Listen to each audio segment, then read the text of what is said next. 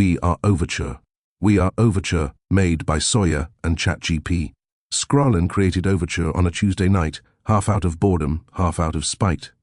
His room was lit by two things, the monitor and the power indicator on his battered PC tower. Everything else blurred into shadow. Piles of sketchbooks, a tangle of cables, a mug with something that used to be coffee. He just quit another server. The last thing he saw before closing Discord was a mod telling someone, "We don't accept layouts like that here. Go learn to decorate and come back." The layout had been good. Clunky, sure, rough.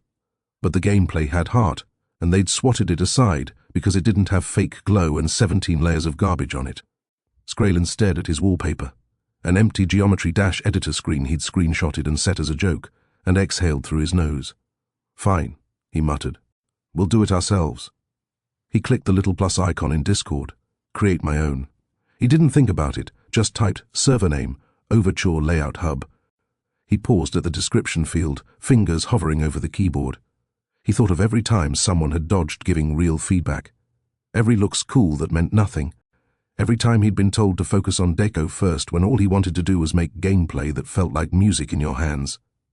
He typed, a place for raw gameplay. No bullshit. He hit create. The empty server appeared like a new planet, one text channel, one voice channel, just his icon and the little crown beside it. "Hello, little dictatorship," he said under his breath. He made channels. Hashtag announcements, hashtag layouts, hashtag playtesting, hashtag general.voice lounge. He sat for a second, listening to his PC fan drone, then swapped to Geometry Dash and opened the editor. If this place was going to mean anything, it needed a test. He dropped a song into the level. Nothing dramatic, just something with a clean, steady beat. He started placing blocks and orbs like he'd done 1,000 times, but this time with someone imaginary looking over his shoulder. Okay, if I post this, what will I let people say to me? He built a short section, 20 seconds. Nothing fancy but tight. Tried a transition, changed it back. He died to his own timing 4 times in test mode, cursed, adjusted a slope. Finally, he recorded a shitty OBS capture of him playing it through, breath audible, a couple of close calls, one visible micro-correction mid-air. He tabbed back into Discord, into hashtag layouts, and dropped it. Skralin. First test, be brutal video. Then he sat back and stared at the empty chat. No one saw it. No one could see it. No one else was in the server. He snorted. Right.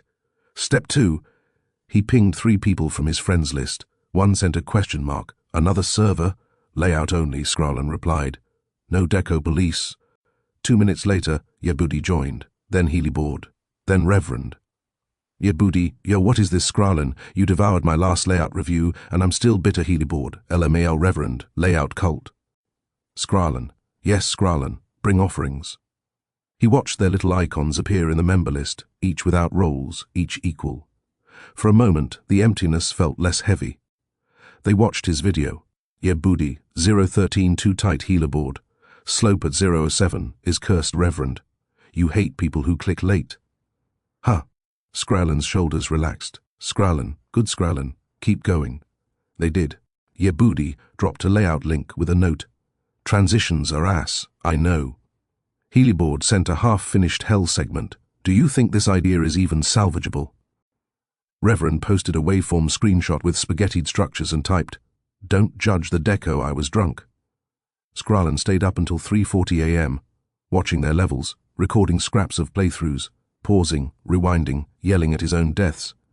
In hashtag playtesting, he spammed timestamps. Yebudi, 009, move that orb 1 tile left. Healyboard, 021, you're asking for a frame perfect here, chill Reverend. 005, this is actually sick, don't touch it. The next night, there were 12 people. The night after that, 24. No one treated it like a big deal. It was just a server, another link floating between DMs and status messages. But the tone was different. People joined with layouts first, personalities second. A user named Voidcaster appeared, dropped something atrocious and wildly ambitious, and wrote, I know it sucks, tell me how much. They got 10 messages of honest critique, and one this part low-key bangs that kept them building. Another named Gyro rolled in, posted a layout that was all slopes and tight jumps and pain. Skralin, your level hates me. Gyro, good. They got along. Nights blurred into weeks. The ping of a new message in hashtag layouts started to feel like a heartbeat. People stayed up too late, arguing about design philosophy between screenshots and replays. You can't make people guess direction like that. It's fake difficulty. No, it's pattern recognition. You're just soft, wave at 45 seconds is free. Kick it up a notch. Skill issue. Shut up and move the saw. No one was talking about clout, about ranks, about who was top creator. Nobody cared. The only thing that mattered was, does it feel good to play? For a while, Overture was exactly what the description claimed. Then, quietly, Skralen stopped talking as much. At first it was subtle. He went from responding to every layout to just some, from 3 paragraphs of feedback to a single line and a timestamp. His typing bubble appeared less often. His online light turned yellow more than green. Yebudi DM'd him once, "You good?" No answer. He came back occasionally with flashes of energy, reviewing 3 layouts in a row, making a joke in hashtag general, posting some cursed gif of a cube failing in dumb ways. But the gaps between those bursts grew. One night, he joined Voice Lounge and just listened. People argued about whether straight fly difficulty should ever be required. Someone dragged in an MP3 of a song they wanted to build to. Someone's mic buzzed with background TV. Skralen's cursor hovered over the speak key. He didn't press it. There was a different tab open on his second monitor, a folder of job applications, another tab with a university portal, another with a blank email draft to someone whose name he kept rereading. His chest felt tight. The server icons on the left side of Discord blurred. The next day, he didn't open Overture. The one after, he forgot. By the time he remembered, 2 weeks had passed. His DMs were filled with things like, "Hey, any thoughts on my layout? You alive? You okay, man?" He stared at them, hand hovering over the mouse, and then closed the app. Discord added a quietly cruel feature. When a server owner leaves, the crown doesn't vanish, it jumps. When Skralen's account finally slipped offline for long enough, the system picked someone else. It picked Floritide. The morning Flori noticed they were half asleep, scrolling through Discord on their phone between classes. They thumbed across the server list, saw the little gold crown next to their name in Overture, and frowned. "Tch," they muttered. Their finger tapped hashtag general. "Floritide, why do I have owner?" Yebudi responded with a single skull emoji. "Reverend, BC God is dead." People spammed LMAO, IO, Gratz King, finally someone responsible. Flori stared at the messages, heartbeat picking up in a way they didn't fully understand. Power felt strange in their hand, even if it was just a tiny digital icon. They clicked into the server settings. Lists of permissions, channels, roles, the machinery behind what had always just been vibes. And there, in the audit log, was the proof. Ownership transferred, Skralen, Floritide, not manually. System event, a side effect of absence. Flori's first instinct was to ping Skralen directly. They typed, "Did you mean to give me owner, or did Discord bug the DM sat?" Grey checkmark. No reply. They deleted it. In hashtag layouts, someone pinged. Newaser42, "Hey, is this like a serious server? Do you guys rank layouts or just for fun?" Flori hesitated. They could say just for fun. They could pretend nothing had changed. Instead, they typed, "Floritide, we're starting to formalize things. We'll have a system soon." They watched as the message sent, as 3 people reacted with eyes and one with a crown. That night, they created the first non-joke role, notable creator. They gave it to Yebudi because they were consistent, Gyro because their masochist layouts got people talking, Reverend because their weird ideas always hovered between genius and unplayable. They thought about giving it to themselves but didn't. Not yet. In the logs it was just a few toggled checkboxes. In people's heads it was something else, hierarchy. Wuro arrived a month later like a weather front. They were friends with Vaith, a metalhead who'd been sitting in Overture's mid-tier for a while, turning niche songs into solid layouts. "Vaith, Flori, this is my friend Wuro. Give them perms, they actually know gameplay." Wuro's first posts were blunt. "That transition is bad, not hard. Tight doesn't mean good. This wave is suffering but not in a fun way." Some people hated them instantly. Others breathed in like they'd finally heard someone say the thing they'd been thinking. Flori liked them. They DM'd Wuro one evening. "Want to help manage this place? It's getting big for one person." Wuro answered in under a minute. "Sure, but I'm not doing mod drama. I'm just here for layouts." Flori created a role, co-owner. gave it to Wuro. For 8 days it felt like balance. Florrie handled the social side, welcoming new people, lightly organizing channels, quietly boosting people they liked. Wuro handled the structural side, setting informal standards, reviewing harshly, calling bullshit where they saw it. Overture seemed stable, busy, alive. On the 9th day, Wuro dropped a single message in hashtag announcements. Wuro, this place is gonna eat itself, LOL. I'm out, GL. The message got 1 and 1 before Wuro left the server entirely. The little co-owner tag vanished. The crown stayed firmly on Florrie. People joked about it in hashtag general for an hour. Damn couldn't handle the heat. He saw the vision and dipped bro speedrun burnout. Then they went back to posting layouts. Florrie didn't joke. They read the message again, alone, the LOL in it feeling less like humor and more like resignation. A quiet prophecy disguised as a meme. They closed hashtag announcements and opened the server settings again. Roles, permissions, logs. The skeleton of the place flexed under their cursor.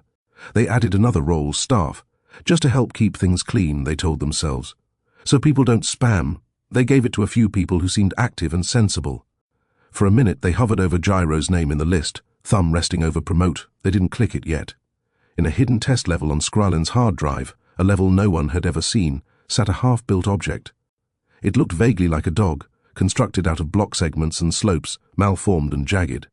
Its head was too big. Its body didn't quite align. When he'd tested it, the collision hitboxes had freaked out and soft-locked the game. He'd named it in the editor, Gyro Dog Test. He'd intended to come back and fix it. He hadn't. At that moment, the broken Gyro Dog existed in a file on a machine whose user was no longer logging in. In a way neither of them knew yet, that was Overture's future, something ambitious, slightly cursed and fundamentally unstable, built with love, abandoned mid-construction, and handed to people who didn't fully understand what they'd inherited. Skralen closed his eyes in some other room, in some other city, far from his PC, and decided not to think about Overture anymore. Florrie opened a new private channel for staff and typed, "Floritide, we need to start thinking about standards and ranks, and who actually deserves what." The first tiny crack in the foundation formed. No one heard it. Not yet. Overture, around this time, had a strange glow to it. New people drifted in every day. Layout posts stacked on top of each other like bricks in an unfinished cathedral. The regulars stayed up too long, the newgins talked too loud, and half the server acted like they were one good layout away from immortality. Then, quietly, unceremoniously, Stormcone appeared. No grand entrance, no hi guys, just a message in hashtag layouts. Stormcone, experimenting with something. Feedback appreciated. Video. People almost ignored it. The thumbnail looked plain. The first few seconds of the layout looked nothing special. Then the orb hit at 004. It clicked in a way no one expected. A bounce that shouldn't work but somehow did. A slope transition that looked suicidal but flowed like water. Patterns that seemed wrong. Until you replayed the video and realized every choice was intentional, mathematical, cruelly elegant. General chat lit up. Who? Holy shit, this is clean. Who taught this guy slope tech, bro? This is illegal. Sawyer dropped an instant reaction. This person scares me. Stormcone responded once, like a doctor giving a prescription. Thanks. Try shifting the red orb at 011 if you want something tighter. Someone in VC said, who the hell assessed this guy? Nobody knew. But by that night, Stormcone wasn't just a username. They were a presence, quiet, sharp, with layouts that sliced through the noise. Over the next week, Stormcone posted 3 more layouts. All bangers, all distinct. All a little too good for a random newcomer. People started DMing them. Few got replies. Stormcone chose who to respond to like someone selecting tools from a drawer, carefully, intentionally, never explaining why. Gyro whispered in voice chat, "This guy's going to redefine the meta." He wasn't wrong. Second, the rebirth of Florrie. Meanwhile, on the social side of the server, something else stirred. Florrie returned. Not Floritide the owner. Not the responsible, semi-stressed administrator trying to keep the place from turning into a dumpster fire. A new account. New name. New profile picture. A candid selfie of a girl who looked cute in a casual, painfully believable way. The message was simple. Everyone hello BA time stopped. General froze for half a second, then blew up. Who? OMFG. Hello. No way a girl joined Overture. Hi. Welcome? Why be though, bro, what is happening? Flory played it perfectly. Casual typos, soft LOLs. Slightly chaotic but not too chaotic. Just charming enough to get attention without looking like they were trying. And people bit. Hard. A few tried flirting. A few simped unironically. A few said, girl layout creators are always cracked. Drop your stuff. Flory dropped a layout video. It was mid, barely above average. But the comments rolled in. Clean. Love the structuring. Oh my god, very readable, top potential here. If someone else had posted it, they would have gotten 3 lines of critique and a timestamp of shame. But this was Flory. Stormcone reacted with a single emoji. Nobody thought much of it at the time. Third, the alts arrive. It started slow. A new user named Elmwood showed up and posted generic but acceptable gameplay. Nothing suspicious. A day later, another account named SOSG joined and immediately got into an argument with someone about difficulty standards. Then Carmine started defending Flory in general chat. I don't know why people are so mean here, to be honest. She's chill. Then Nix Ivy DM'd 3 people out of nowhere. If you need help testing layouts. LMK. I'm pretty good at identifying readability issues. Most servers get 1 or 2 weird users like this. Overture got 5, then 10, then 20. They were slightly too agreeable, slightly too involved, slightly too present, slightly too connected to Flory or Stormcone, and slightly too similar in grammar, typing style, timings, and energy. One night in #voice lounge, Jang said, there are like 4 new people who all showed up today. They all type like they're the same person but with different skins. Vad responded, LOL, alt factory moment. Nobody took it seriously, but the alts were growing, and more importantly, they were shaping the tone. Whenever someone criticized Stormcone's meta, Saucy defended him. Carmine called the critic jealous. Nix Ivy shared a bad faith neutral take that always leaned pro-Stormcone. Whenever someone complimented Flory, half the alts agreed. A few created hype. 1 or 2 strengthened the narrative. A few DM'd the person privately reinforcing it. This wasn't random noise, it was manufacturing consensus. Fourth, the closed-door meeting. One random Thursday afternoon, in a private channel only 2 people knew about, Stormcone sent a message to Floritide. Stormcone. The persona is working, they trust you more than the mods. Flory replied instantly. Flory, good, we're gonna need that Stormcone. I'll supply more accounts, they just need to blend in for a while, Flory. Careful, make them too similar, and someone's gonna sniff it out, Stormcone. They won't. Half this server doesn't even notice when timing windows are off. Flory laughed at their screen. Flory, true. They weren't playing the same game everyone else was. Most people in Overture were building layouts. Stormcone and Flory were building a community. Specifically, a community whose center of gravity leaned wherever they wanted. Stormcone shaped meta. Flory shaped perception. Together, they became something the server didn't have a name for yet. The alting fiends. Fifth, the first shift in power. 2 weeks later, in a busy night in general chat, someone named Chorus posted a hot take. NGL, I think Overture is losing its originality. Everything is starting to look like a Storm clone. A few people reacted, a few agreed quietly. Then the alts descended. SOSG. Bad take, to be honest. Storm is literally carrying the server, Carmine. He's innovating compared to the stale stuff people keep posting. Nix Ivy. Chorus or layouts. Never break out of safe patterns. Maybe try experimenting like he does? 3 different accounts. 3 different PFPs. 3 different voices, 1 goal, crush dissent before it could grow roots. Chorus backed down. Everyone saw someone get slapped for criticism and decided not to be next. Not a single judge said a word. Stormcone replied an hour later, simple and cold. Stormcone. If anyone wants advice, I can explain my reasoning behind the transitions. I'm not hiding anything, it looked generous. It wasn't. It was a flex, see? I'm above the conflict, people respected it. And the shift happened. More people deferred to Stormcone's opinions. Flory became a social anchor. Alt accounts shaped every conversation. Overture didn't notice the water was heating, but the boil had already started. 6th, the alting web solidifies. Behind the scenes, the operation escalated. Flory kept a private spreadsheet. Stormcone had an alt generator script. Together, they created identities like craftsmen carving masks. 1 account for criticism, 1 account for empathy, 1 account for hype, 1 account for neutral objective perspective, 1 account to DM staff, 1 account to blend with mid-rank creators, 1 account to act clueless and gather information. Not a single person suspected the scale. Every alt reinforced the others. Every conversation was shaped subtly. Every trend was nudged. Even judges started parroting opinions seeded by the alt swarm. That was the moment Overture's fate shifted. Not when drama happened. Not when judges rose. Not when pro formed. The true fall began here, when two people used 20 voices to tilt the entire social gravity of the server. Seventh, the uneasy foreshadow.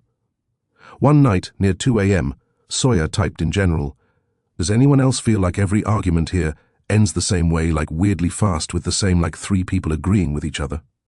Gyro replied, "Nah, it's just active users LOL." Flory added a heart emoji. Stormcone reacted with a calm thumbs up. Moments later, 3 alt accounts chimed in. One reassuring, one dismissive, one joking. Sawyer stared at the screen for a long time. "I don't know, man, feels off. Nobody took it seriously." But the warning was planted. It would take months before Overture finally realized what had been growing beneath them. And by the time they did, Stormcone and Flory would have already rewritten the entire ecosystem.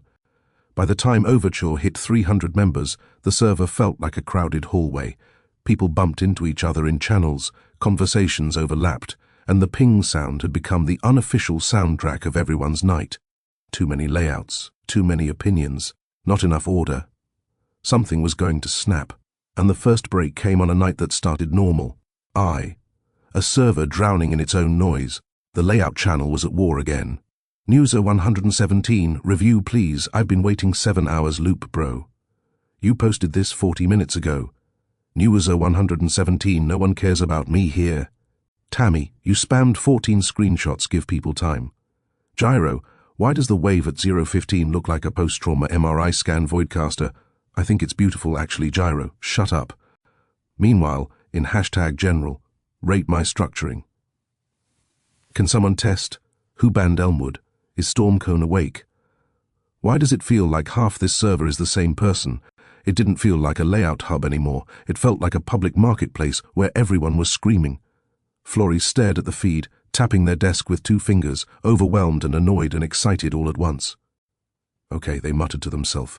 "We need something, a system, a council, something." The problem wasn't layouts. The problem was authority, or the lack of it. People wanted someone to decide what was good, someone to set the standard, someone to tell them they weren't wasting their time. Flory could feel the longing in every ping, and they knew exactly who had influence. Second, the night of names. Flory opened a private DM to Stormcone. "Flory, I'm thinking of creating like a council, not official, but who people trust. W feedback." Stormcone, judges. Flory blinked. The word was perfect. "Flory, exactly any names come to mind?" It didn't take long. Stormcone listed them one by one. Gyro, the sadist, terrifying gameplay, brutal feedback, but always right. Chow, calm, analytical, surgically precise. Nathan, balanced, fair. Everyone trusted him even if they shouldn't. Inaudible, quiet but wise, rarely wrong, rarely emotional. TP Live, tried too hard to be funny but sharp as a blade. Cypher, the math brain, understood hitboxes at a spiritual level. Sock consumer, unironically good at telling people they sucked in a helpful way. Dola, half unhinged, half genius, unpredictable but effective. 8 names. 8 people who had shaped Overture's culture without trying. Flory didn't question them. Stormcone never said names without knowing what he was doing. Third, the summoning. Flory created a channel nobody else could see, Judge Lounge. Then they assigned roles. 8 crowns appeared in the member list like a new constellation. One by one, the judges joined the private channel. Gyro, yo, what is this Chow meeting? TP Live. Did I win something? Dola, if this is about that mod mail from 3 weeks ago, I can explain. Nathan. Hi everyone, inaudible. Oh. Flory stepped in. Flory, Overture is getting too big to manage fairly. The feedback is chaos. People want actual standards, actual decisions, actual structure. You 8 are the most respected. You decide the quality, you set the bar, so I'm making it official. You are the judges of Overture. The channel went silent. Gyro broke it first. Gyro, LMAO, sure, I'm down to bully people professionally. Chow responded after a moment. Chow, if we're doing this, we should define criteria: readability, fairness, sync flow. Nathan added. Nathan, and tone down the bullying, maybe some newer members actually get hurt by it. Gyro, grow stronger, TP Live 07. Dola said, Dola, are we like gods now? Chow, please don't say that. Dola, too late, already tweeted it. Florrie smiled at their screen. This was exactly what they wanted. Not just authority that believed it deserved to exist. Fourth, the first edicts. The next day, Florrie posted in hashtag announcements, introducing the Overture Judge Council. These 8 members will guide the future of gameplay standards and layout quality. Please respect their rulings and use their feedback to grow. Reactions flooded in, BLC 2, BLC 16, God LC, and naturally, people loved it. Finally, structure. Finally, validation. Finally, someone to tell them they were good or bad.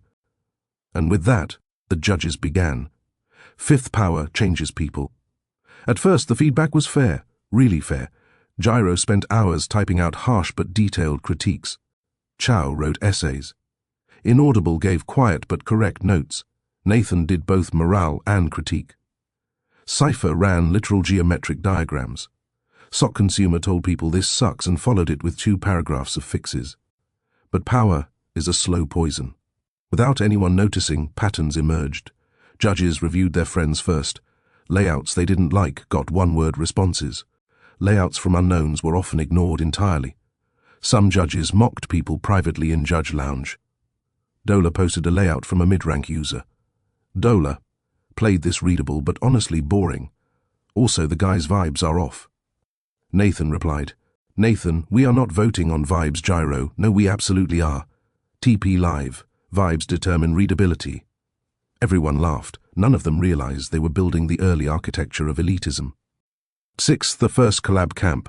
The camp started as a joke. Someone said, we should make the newbies build together and learn. Florrie responded half serious, honestly, not a bad idea. A role appeared, Camp 1, then Camp 2. They weren't optional.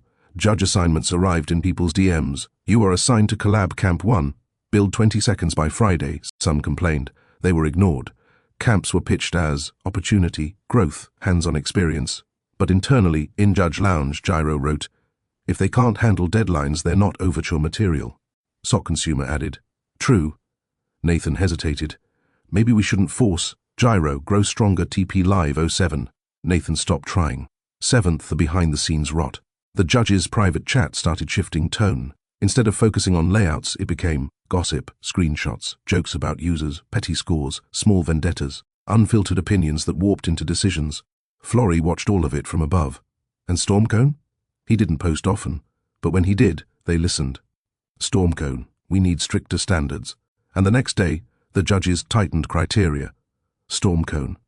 Too many mid-creators being praised the next day. Half the server dropped in rank. Stormcone. Some people aren't judge material. And suddenly, only his favored names were considered for future elevation. The judges prided themselves on being impartial. They didn't realize their strings were being pulled. Not yet. Eighth, the server changes forever.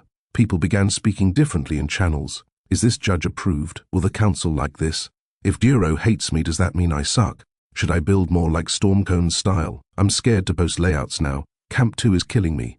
How do I get GLC rank? Terms appeared that had never existed before. GLC, good layout creator, sub-GLC, pre-GLC potential, judge favored, judge adjacent, ranks that meant nothing mathematically, but everything socially. Lines formed, groups formed, alliances formed. Florrie watched a hierarchy crystallize exactly the way they imagined. Stormcone shaped the meta from the shadows. Judges enforced it, and the members obeyed. Not because they were forced, but because the structure made them feel like progress mattered. In the back of Florrie's mind, the thought bloomed, Overture is mine, and nobody even realizes it. Ninth, the quiet foreboding.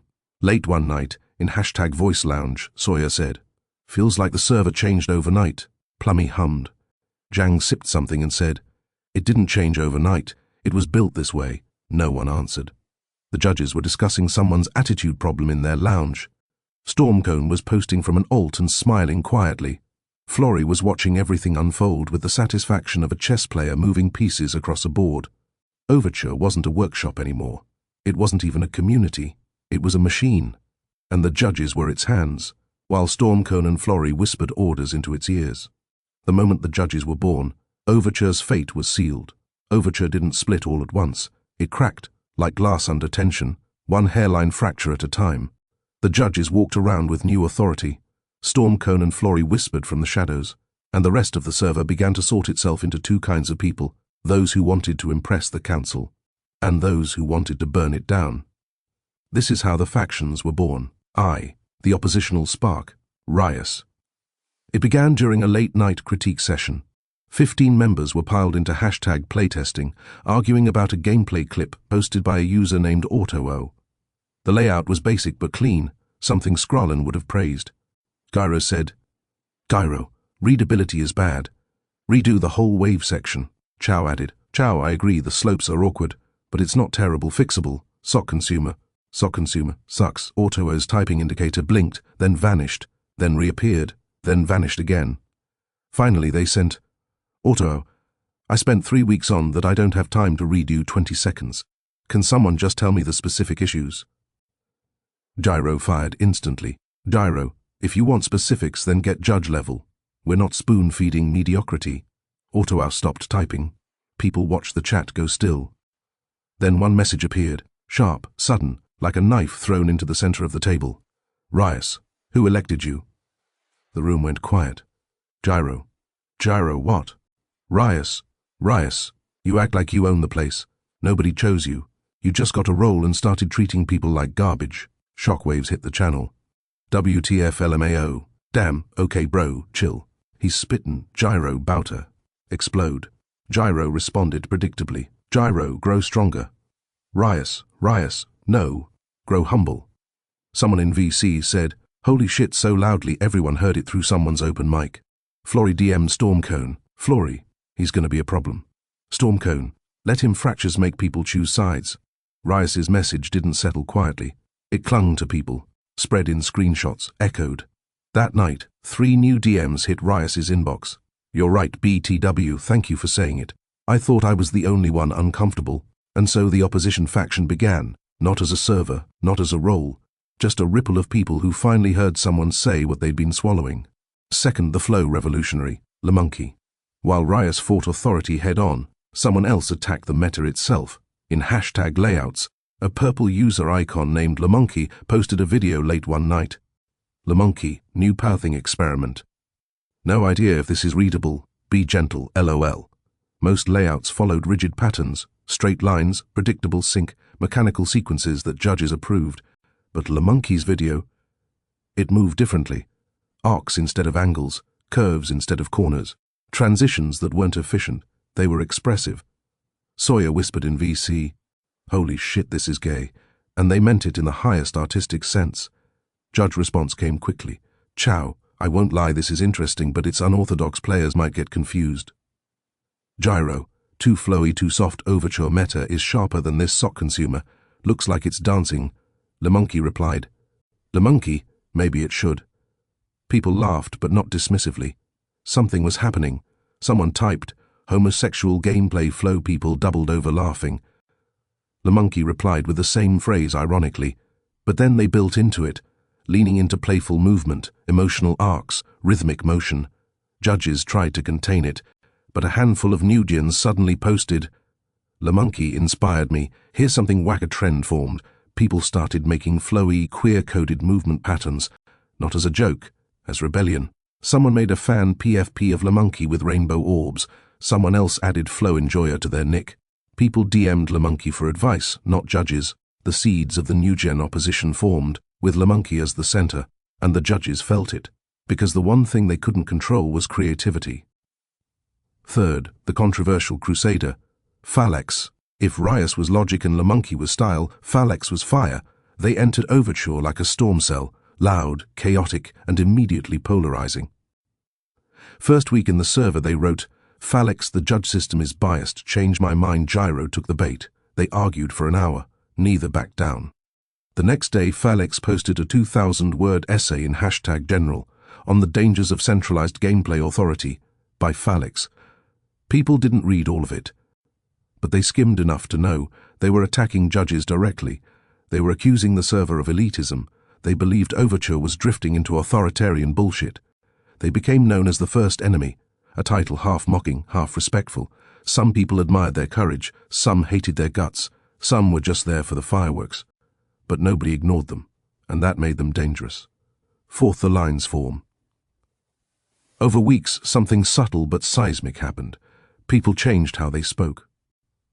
Are you judge-aligned? Which side are you on? Rias is right, to be honest. I'm building in the monkey style. Falex goes too far, but they're not wrong. Judges are out of pocket lately. Channels became ideological battlefields. Someone would post a layout, and the comments split pro-judge crowd. Readability is too flowy. Gyro won't like this. Do you want GLC or not? New Gen flow crowd. This slaps. IDC what the judges say, this is heat. Opposition crowd. The system is broken anyway, don't design for them. Judge approval means nothing now. Pent-up lurkers. I just want to build in peace, please stop fighting. Every time a judge chimed in, the chat tilted. Every time Rias spoke, people grew bolder. Every time LaMonkey posted, creativity sparked. Every time Falex ranted, people argued for hours. Flory watched from above, smiling. Stormcone watched from the shadows, calculating. Because conflict didn't scare them. Conflict created structure, and structure created dependency. Fifth, the triple flame converges. One night, one electric, ridiculous night, the three faction leaders clashed in the same thread. Someone had posted a layout that mixed Stormcone-style timing, LaMonkey-style flow, and some questionable early-game transitions. People argued, genius, confusing, beautiful, trash, etc. Then Rias entered. Rias, this is the exact kind of design judges punish, even though it's innovative. LaMonkey entered. LaMonkey, it's not about punishment, it's about who decides what counts as readable. Judges don't own readability. Then Falex, no, actually, it's about how Overture has become a monarchy of taste, and everyone here is too scared to admit it. Judges joined. Nugans joined. Olgins joined. Randoms joined. The thread hit 500 messages in 1 hour. During all this, Stormcone typed once. Stormcone. Interesting discourse, that was it. Just gasoline poured quietly on the flames. In DM, Flory sent Stormcone. Flory, this is perfect, Stormcone. I told you factions make people cling to authority. Flory, our authority, Stormcone, exactly. Sixth, something changes in the air. The next morning, Overture felt different. People didn't say it outright, but they could feel it. A tension under every message, a pressure behind every layout, a sense that the server was now 2, maybe 3 servers stacked on top of each other, a gravitational split that nobody could reverse. Flory pretended to be neutral. Stormcone acted wiser than the conflict. Judges pretended their authority was untouchable. Opposition members gathered in secret conversations. Nugans found pride in defying meta. Randoms tried to keep up with the noise. Overture was no longer one community. It was an ecosystem of rival visions, each growing stronger, each justified, each valid in its own twisted way. The factions weren't official yet, but everyone knew their names. The opposition faction, led by Rias, the New Gen Flow movement, led by LaMonkey, the first enemy, powered by Falex, the stage was set, and the cracks would soon widen into war. By the time the factions solidified, Overture felt like a war council. Judges barked commands, opposition members whispered strategy, Nugans danced around rules with flamboyant defiance. Stormcone gathered influence like a black hole. Flory tightened their silent grip, and beneath all of it, like gremlins chewing through the server's foundations, 3 individuals operated on their own wavelength entirely. They did not follow meta. They did not obey judges. They did not care for politics. They built, laughed, and broke the unspoken rules of the world. They were the jesters. Plummy, Jang, Sawyer. And their arrival wasn't subtle. Plummy. Chaos in human form. It started with Plummy. One morning they dropped a layout video titled, Whip. IDK what this ISLOL. The thumbnail was a mess. The first second of the video was even worse. The level opened with a completely illegal orb chain, 7 orbs in a row, placed like someone threw them on the editor blindfolded. Then the player launched into a transition that made absolutely no sense on paper. Every judge watching winced. Gyro typed, Gyro, what is this catastrophe? Plummy responded, Plummy, I don't know. I think it's funny. Then came the twist. The layout flowed. It shouldn't have. It was like watching someone juggle kitchen knives and somehow not die. Players tested it. They laughed. They cursed. They realized it felt good. Chow wrote, begrudgingly, Chow, this works. I don't know why, but it works.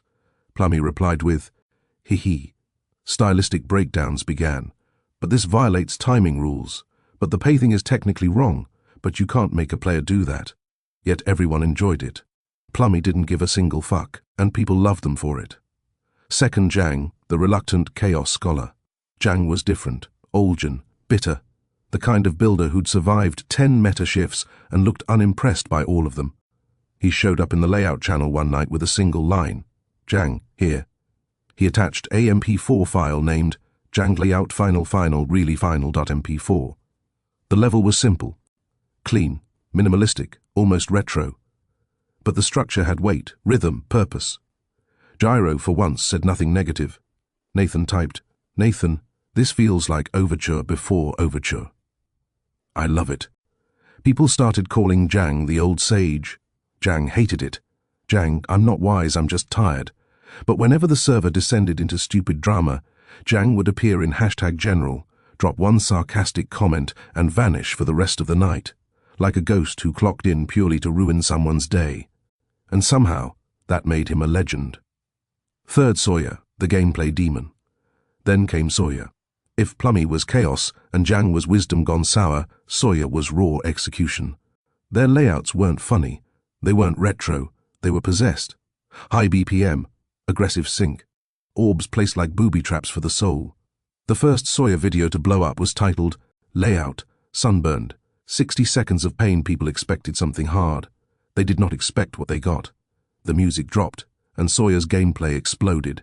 Fast, unforgiving, brutal, yet readable if your brain was trained for violence. Gyro said, Gyro, what the hell is this violence? I love it. The judges couldn't even deny its quality. Sawyer built like someone wanted players to sweat, cry, and ascend spiritually all at once. Their style made people say things like, my fingers are suing me. This is attempted murder via timing window. Never let Sawyer cook unsupervised. And Sawyer always answered the same way. Sawyer, good. Fourth, the night the jesters formed. It happened accidentally. Someone pinged, who are the funniest builders in Overture? Responses rolled in. Plummy, obviously. Jang's sarcasm is undefeated. Sawyer scares me, but I love them. Put them in a room together, it'd be chaos. Plummy replied, Plummy, we should make a collab. Jang responded, Jang, no. Sawyer, yes.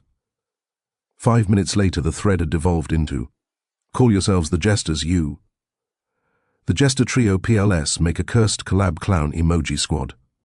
Plummy changed their nickname to Plummy. Sawyer changed theirs to Sawyer.Jester. Jang refused. People did it for him. Jang stuck for 2 days until he changed it back and threatened violence. But the name stuck.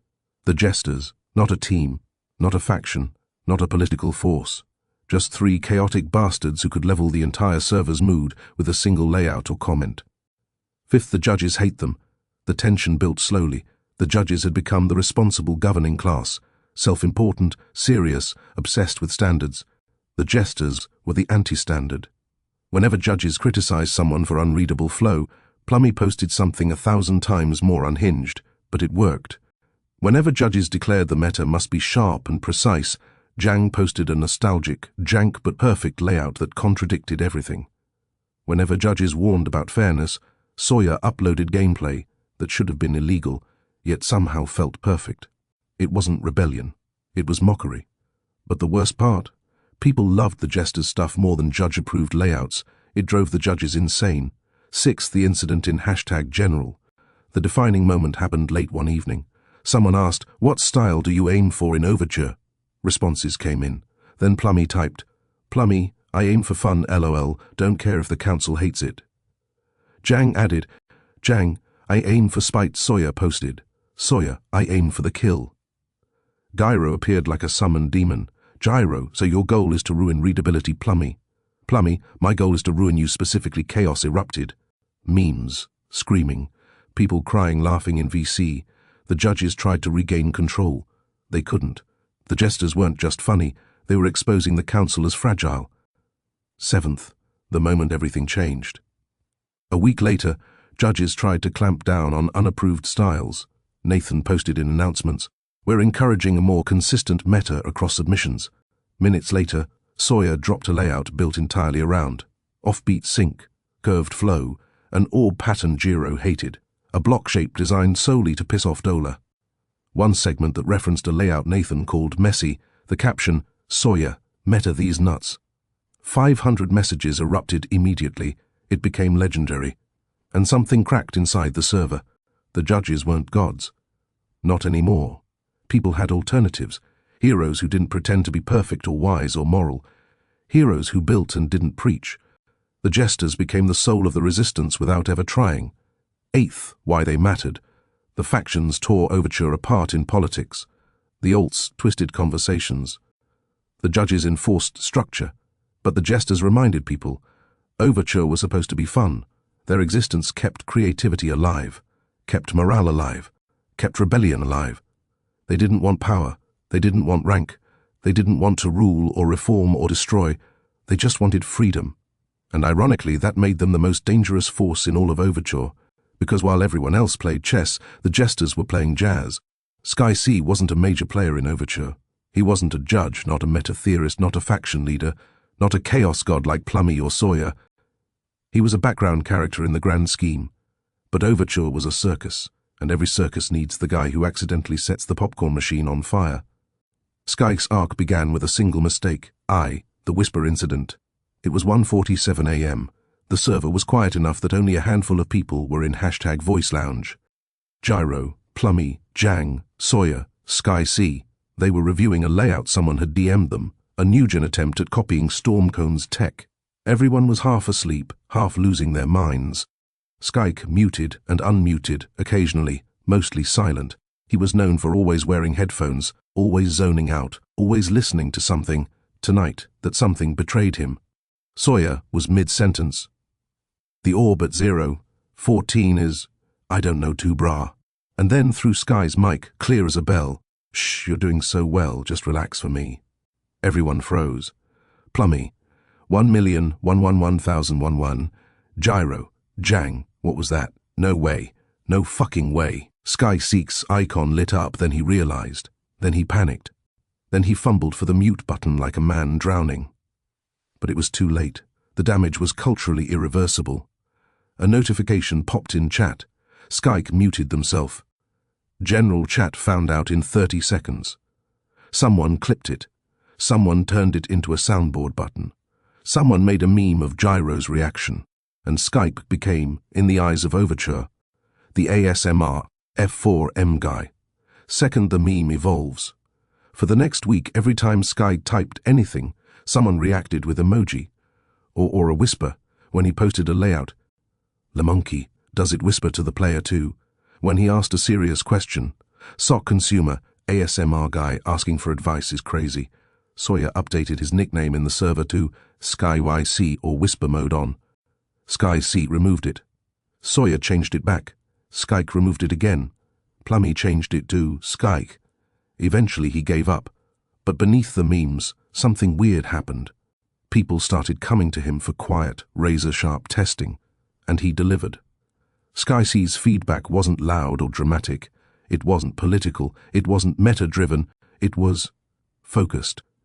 Because when he listened to ASMR, he entered this strange state where he hyper-analyzed everything, every transition, every micro-timing, every invisible hint. People said, Sky sees through layouts like an X-ray. He spotted a bad cue at frame 312. He's cracked when he's in whisper mode. Gyro, begrudgingly, messaged him.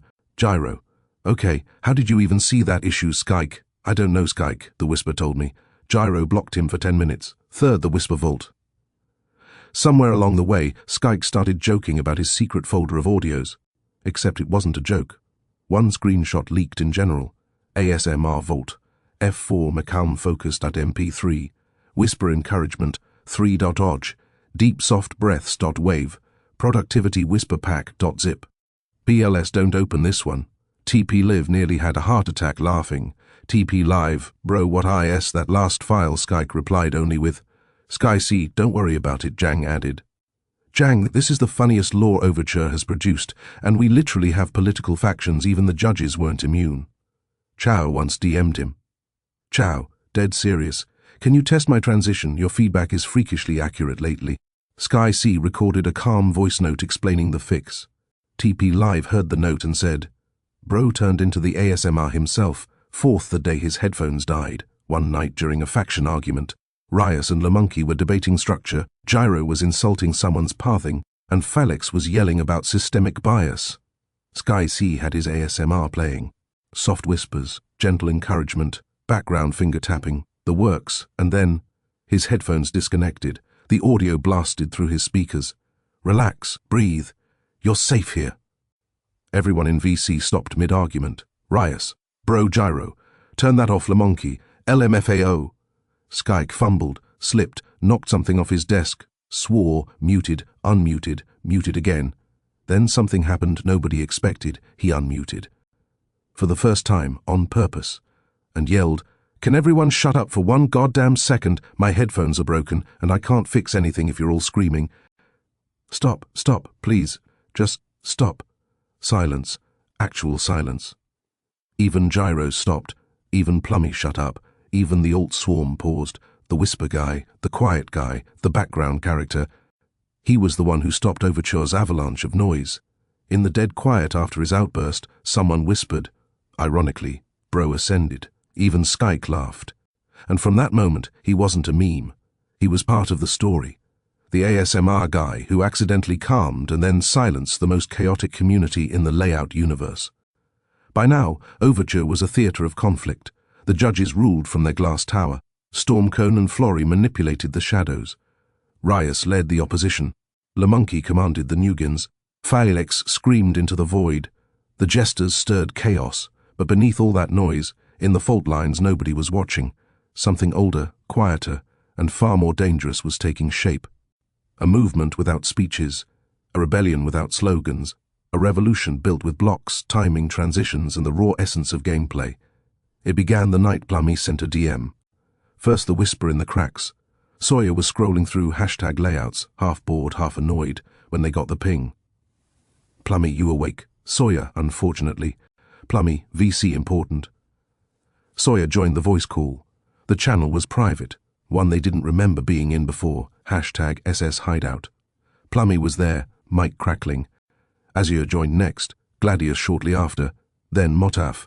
Finally, Voidcaster wandered in like he'd tripped on the join button. Sawyer frowned. Sawyer, what is this occult? Plummy, maybe depends on your definition. The room went quiet in that way VC rooms do when everyone is listening but nobody wants to speak first. Then Plummy said, Plummy, Overture is dying. No sarcasm, no lol, no clowning, just truth. That's how the underground revolt began, with 6 creators and 1 sentence. Second, the diagnosis. The group didn't need to argue about whether Overture was cracking. They all felt it. Azure spoke first. Azure, the meta is suffocating, everything is starting to look the same, Gladius added. Gladius, and if you don't fit the meta judges write you off. Even if your stuff plays better, Motaf sighed. Motaf, I can't even post a layout without someone saying Gyro won't like this orb. Since when did the council own orbs, Voidcaster? Unmuting far too loud. Voidcaster, the judges literally banned my structure, and I'm still mad about IT Plummy. They didn't ban it, they said it was psychologically harmful. Voidcaster, same thing. Sawyer finally spoke. Their voice was sharp, controlled, dangerous. Sawyer, Overture was supposed to be raw gameplay, not a monarchy. We need to remind them what the point was. Everyone went silent again, but this time it was anticipation. Third, the name Shoe Slippers. Plummy scribbled something in the VC chat. Plummy, Shoe Slippers, Azure. Bro, what Gladius? Motaf. We're not naming a rebellion after footwear, Plummy insisted. Plummy, no, think about it.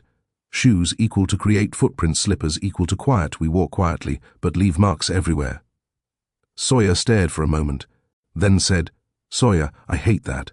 But it's perfect, and so the group became Shoe Slippers, the underground architects of true gameplay. Fourth, the plan, origin of Overture gameplay. They needed an idea, something big, something pure, something impossible to ignore. Azure said, Azure, what if we build a level, not a collab, not a show-off, a statement? Gladius leaned in.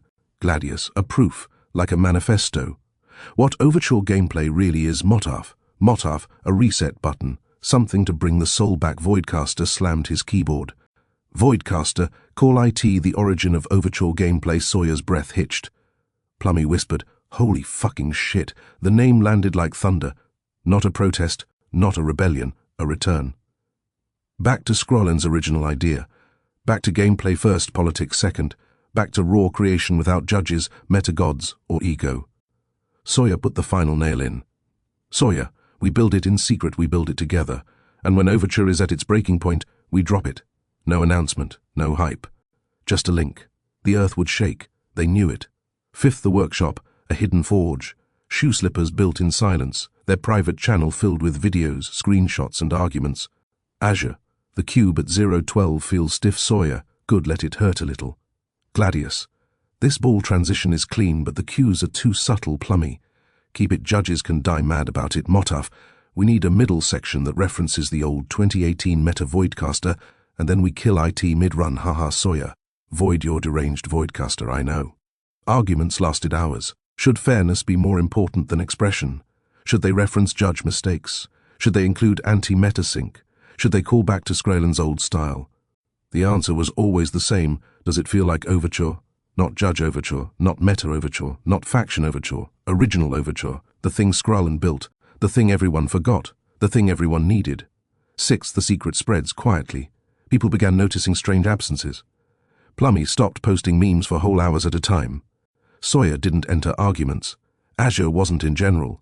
Gladius wasn't testing layouts publicly. Motaf stopped giving feedback. Voidcaster. Well, Voidcaster was still Voidcaster, but quieter. These absences felt coordinated. Someone asked, why are the jesters and the cracked builders gone? Someone else whispered, I think they're planning something. A judge muttered privately. Keep an eye on them, but nobody knew. Nobody could know. The jesters were chaos. But shoe slippers? They were surgical, seventh building the weapon. The level took form like a slow-breathing monster. Sections fused. Plummy's controlled chaos. Sawyer's speed and brutality. Azure's precision. Gladius's flow. Motaf's balance. Voidcaster's unhinged genius. Together, they built something no meta could predict. A layout where every transition had purpose. Every timing told a story. Every structure echoed the idea. Overture was never meant to be a hierarchy, and at the climax, the player ran headfirst into a reconstructed version of Scrollin's broken gyro dog, which fell apart mid-run, symbolizing the community tearing itself down. Sawyer posted the test run in the group chat. Everyone went silent. Then Plummy said, Plummy, this is going to break the server. They were right. Eighth, the timing of the strike. Plummy said it best. We don't drop this now. We wait until they're at their most arrogant. They watched, waited. The judges tightened restrictions. Stormcone subtly shaped meta directives. Flory nudged social tides. Factions clashed. General exploded in drama. And when the tension reached a breaking point, Sawyer typed, it's time. Ninth, shoe slippers' purpose. They weren't heroes. They weren't villains. They weren't trying to overthrow the server. They were trying to remind everyone. Overture is gameplay, not ego, not ranks, not drama, not politics. Gameplay, the origin, the soul, the thing everyone forgot. They didn't want control, they wanted liberation. They wanted creativity uncaged, players unharmed, builders unjudged, and the moment their level hit public chat, Overture would never be the same. By the time shoe slippers forged their weapon in secret, the rest of Overture was drifting into its own kind of madness. Judges tightened rules, opposition sharpened their ideology.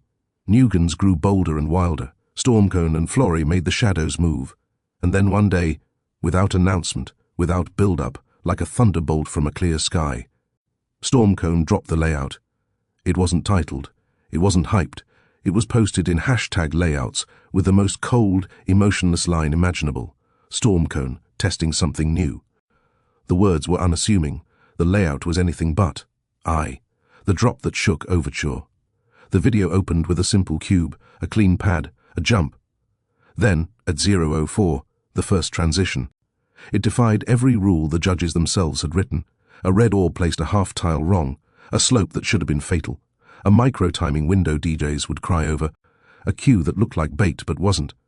And yet, it worked, perfectly. Watching it felt like watching a magician twist their wrist and reveal that the card you picked was behind your ear the whole time. People in VC collectively yelled, "What? No way that's readable.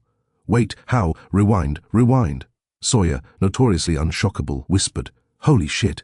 The layout continued. Fake-outs that guided the player subconsciously. sync patterns that broke normal structure but fit the song like bone to skin. Pacing that looked impossible until the second replay. 2 moments where the player moved with a rhythm no one expected. It was violently elegant, paradoxical, infuriatingly correct. No one knew how to feel. Everyone understood instantly the meta had shifted. Whether they liked it or not. Second reactions, awe, fear, rage. The judges, gyro. This is hateful. I want to fight it. I love it. Ciao. This is redefining implied pathing. It scares me. Nathan, I don't know how to judge this. That's the scary part. TP Live. This is sexy coding tier structuring Dola. I would have banned 3 of those orbs, but somehow it works, so I'm confused and angry. The judges immediately began rewriting internal standards. Stormcone hadn't just made a layout, he made a doctrine. The opposition, Rias. Rias was livid. Rias, this isn't gameplay, it's showing off. And now the judges are going to force everyone to build like this. They weren't wrong, they were just early. Nugans, LeMonkey's side. LeMonkey watched the video 3 times on loop, then typed, LeMonkey, it's good, but it's not flowing. They're forcing structure. We can force beauty instead. The Nugans rallied around that statement. A style war was declared without anyone realizing. The jesters, Plummy, this is disgusting, I adore it. Sawyer was quiet for a long time. Then, Sawyer, I'm building something in response. Jang, I'm taking a nap, wake me up when the drama starts. Voidcaster, in the Shoe Slippers server. Why are you all watching ITs, literally porn for gameplay nerds? Turn IT off. Third, the meta arms race. Within 24 hours, 3 new layouts dropped trying to copy Stormcone. All failed. Horribly. Within 48 hours, judges began telling people their layouts were outdated. Within 72 hours, the server split into storm clones and anti-storm clones. Every layout posted was judged on one metric. Does it feel like a Stormcone layout? Overture's identity shifted overnight. Where once layouts were personal expressions, now they were tactical weaponry in a rising war. People posted with captions like, Stormcone inspired, is this meta now? Trying out sharp sync, going for the new style.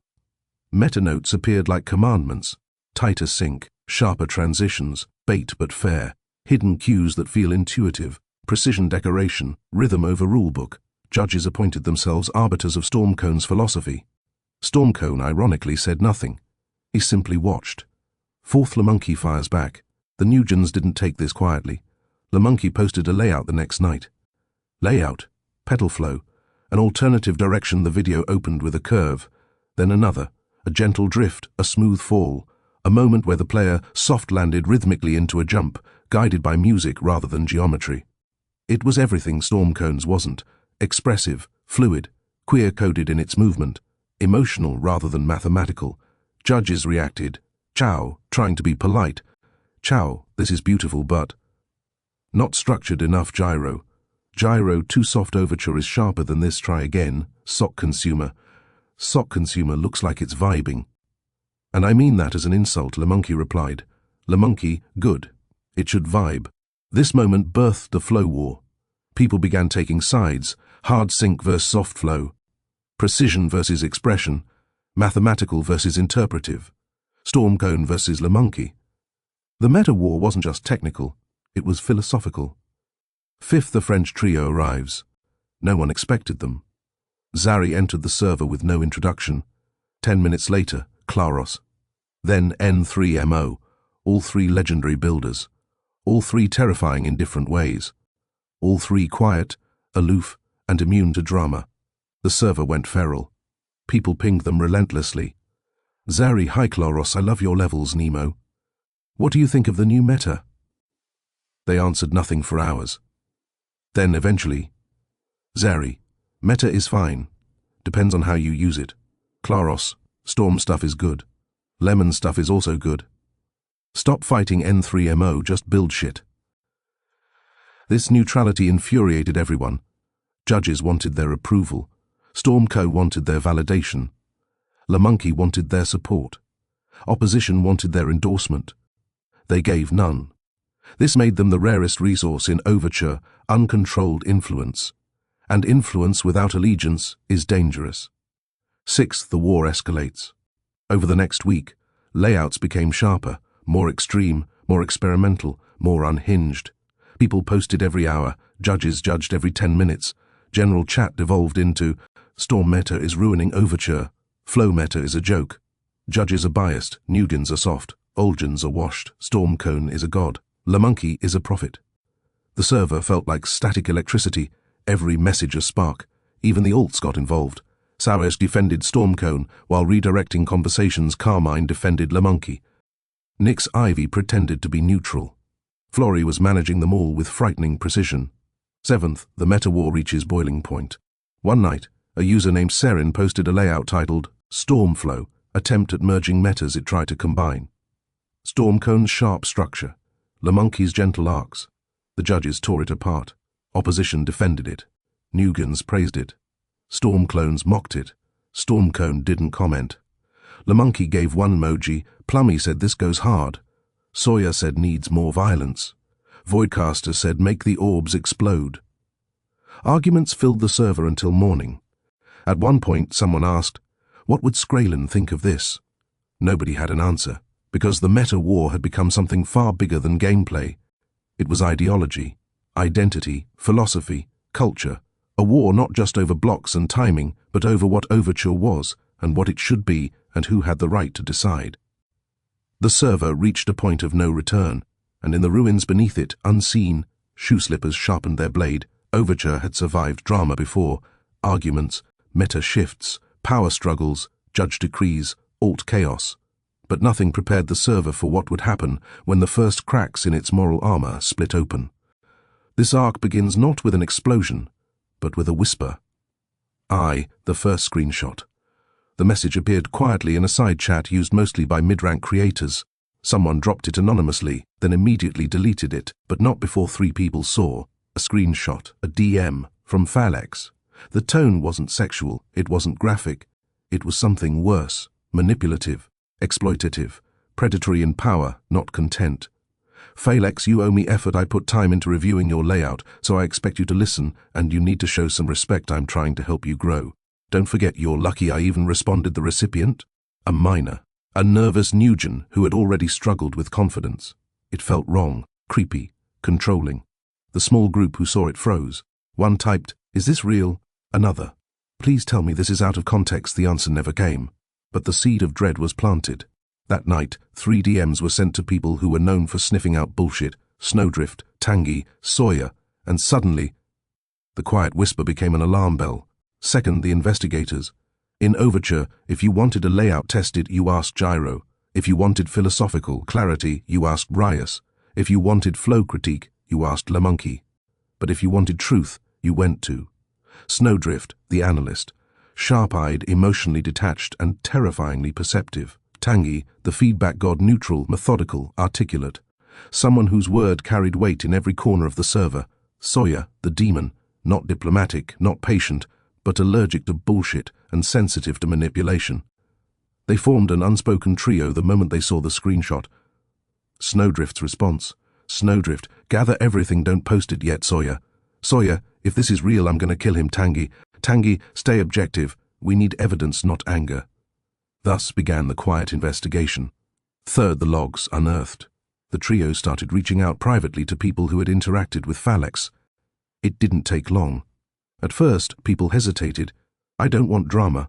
I don't want the judges involved. PLS, don't say I said this. Then the floodgates opened.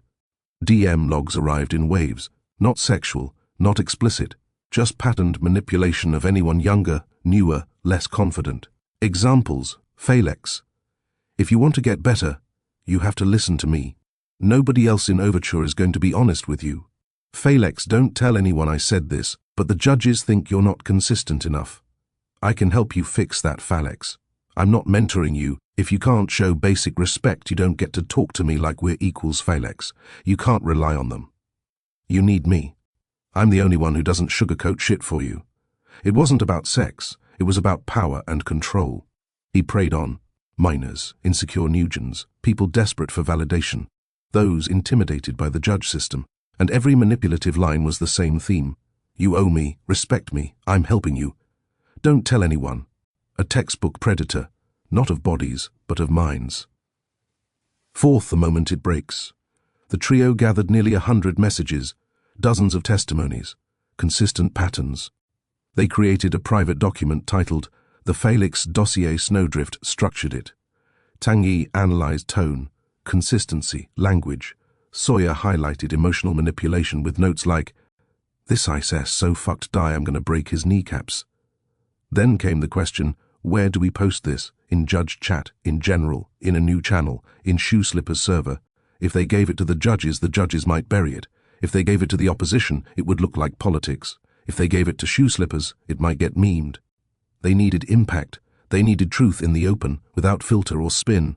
Snowdrift said, "Snowdrift, we post it where he can't deny it and where the judges can't hide it." Tanguy added, "Tanguy, #general, prime time, with no warning." Sawyer, fuck it, do it. Fifth, the explosion in #general, 8 p.m, peak overture, factions active, judges idling. Stormcone lurking on alt. Florrie watching everything with a smirk. Then, without ping, without build-up, without commentary, Snowdrift drops the bomb. The Felix corruption logs compiled by Snowdrift, Tanguy, Sawyer. Attached, a 34-page PDF. General chat froze. Then erupted. "What the fuck? No way, ISIS real. Wait. Holy shit." People scrolled, people screenshotted, people screamed, people DM'd others to join the server immediately. Within minutes, the thread had 500 messages. Sixth, the judges panic. Nathan, everyone calm down, the council is reviewing this privately. No one jump to conclusions. Gyro, dropping this in general is insane. What the hell, Rye? Chow, we need time to fact check, stop reposting the logs, this isn't productive. SOC consumer. Oh God, but it was too late. People had already made up their minds, and then, the worst thing possible happened. An old mod log leaked. A judge, nobody ever found out who, screenshotted part of the judge chat from months ago. Inside, TP live, anyone else think Felix is a little too intense with the Nugents? Gyro, he's fine, just passionate. Dola, LMAO, let him cook. Chow, I'm slightly concerned, to be honest, we should keep an eye. Nathan, let's not escalate unless someone comes forward. The judges knew, they discussed it, they ignored it. The server exploded, 7th fallout, the first enemy falls. Felix entered the chat. Felix, these logs are fake, out of context, manipulated. This is a political attack. Opposition trying to silence me, but his typing was frantic. Erratic, shaky. Sawyer replied with one message, "Sawyer, shut up." Then Snowdrift posted side-by-side comparisons of metadata and timestamps. Tanguy posted cross-references showing consistency. The truth was undeniable. Felix tried one last time. "Felix, you're ruining my reputation. I've done more for Overture than any of you." Snowdrift, cold. "Snowdrift, you ruined your own reputation. We just turned the lights on within an hour. Judge permissions removed, roles stripped, DM blocks issued, reputation destroyed. The first enemy silenced. He left the server at 12:14 a.m. No goodbye, no final words. Just an exit log. Felix has left the server, and Overture exhaled like a lung unclenching.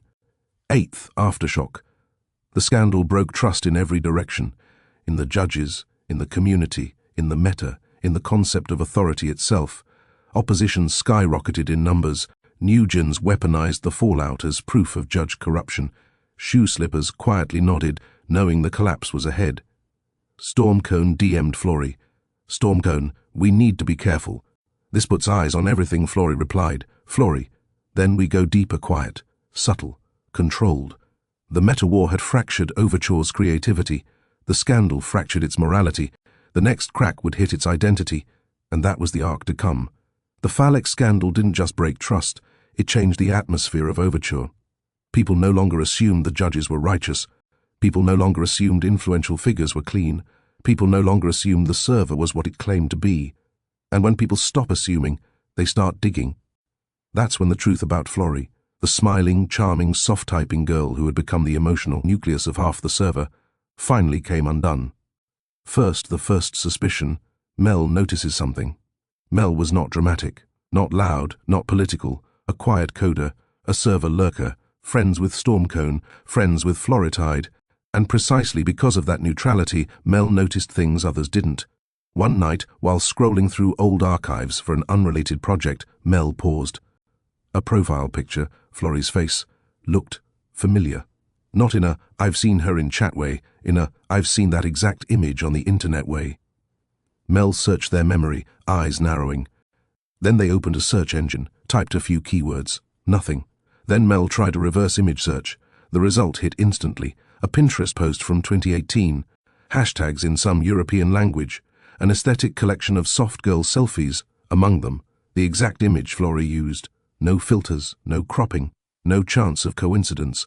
Mel's blood ran cold. They clicked further, found 3 more photos Florrie had used as IRL updates, all from the same set, all stolen.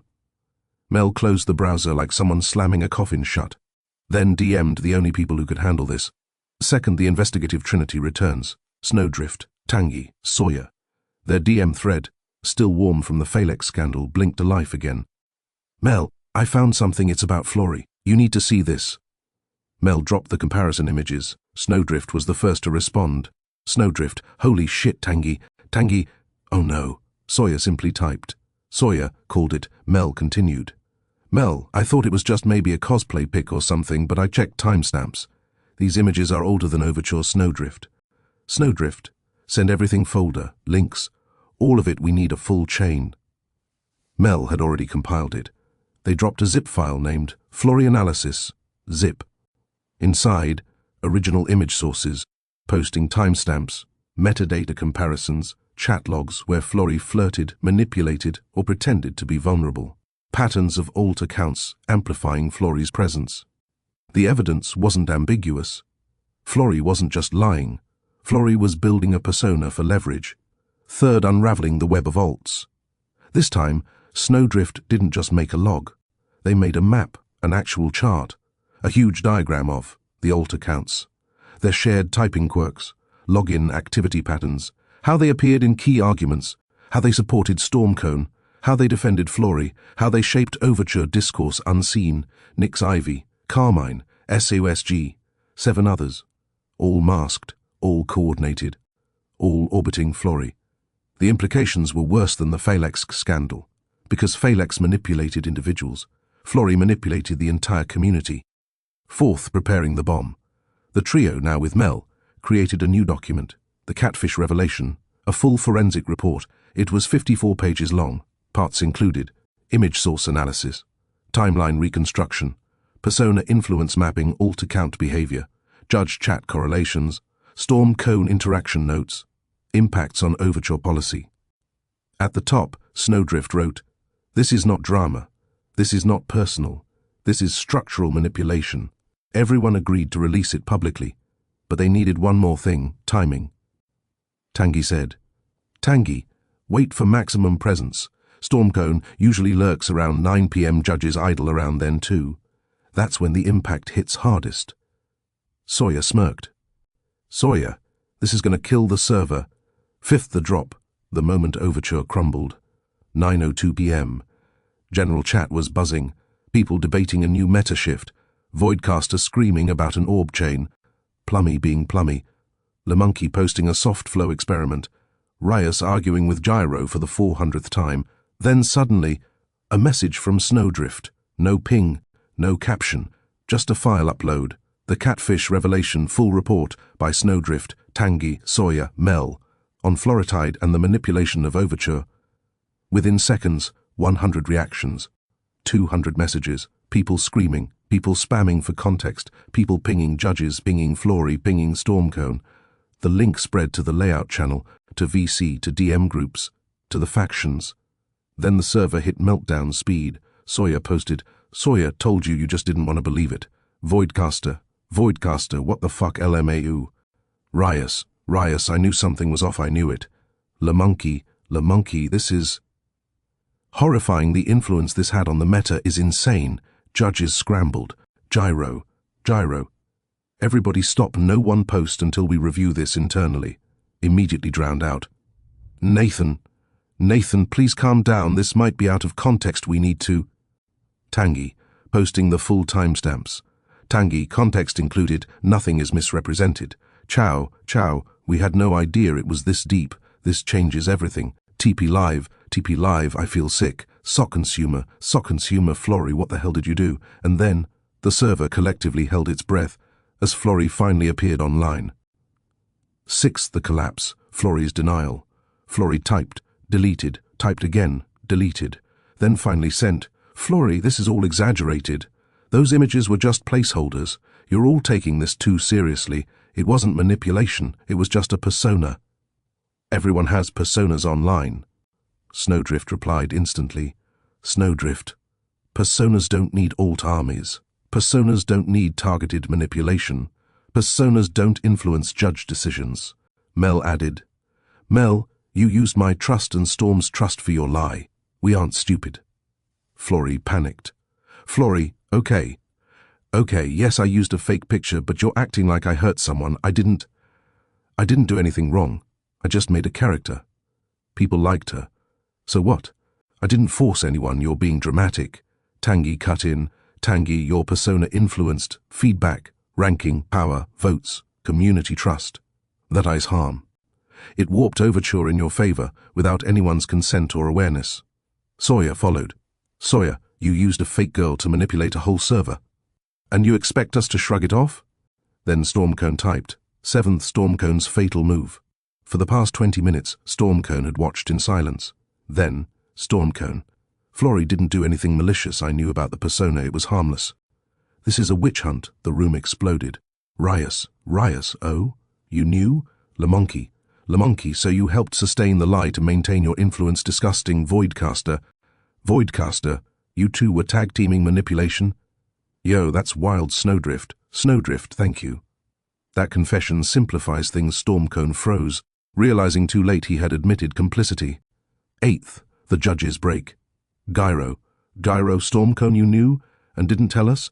Chow, Chow, we defended you. We defended both of you. Nathan, Nathan, I can't do this anymore. This is beyond politics. This is a pattern of deception.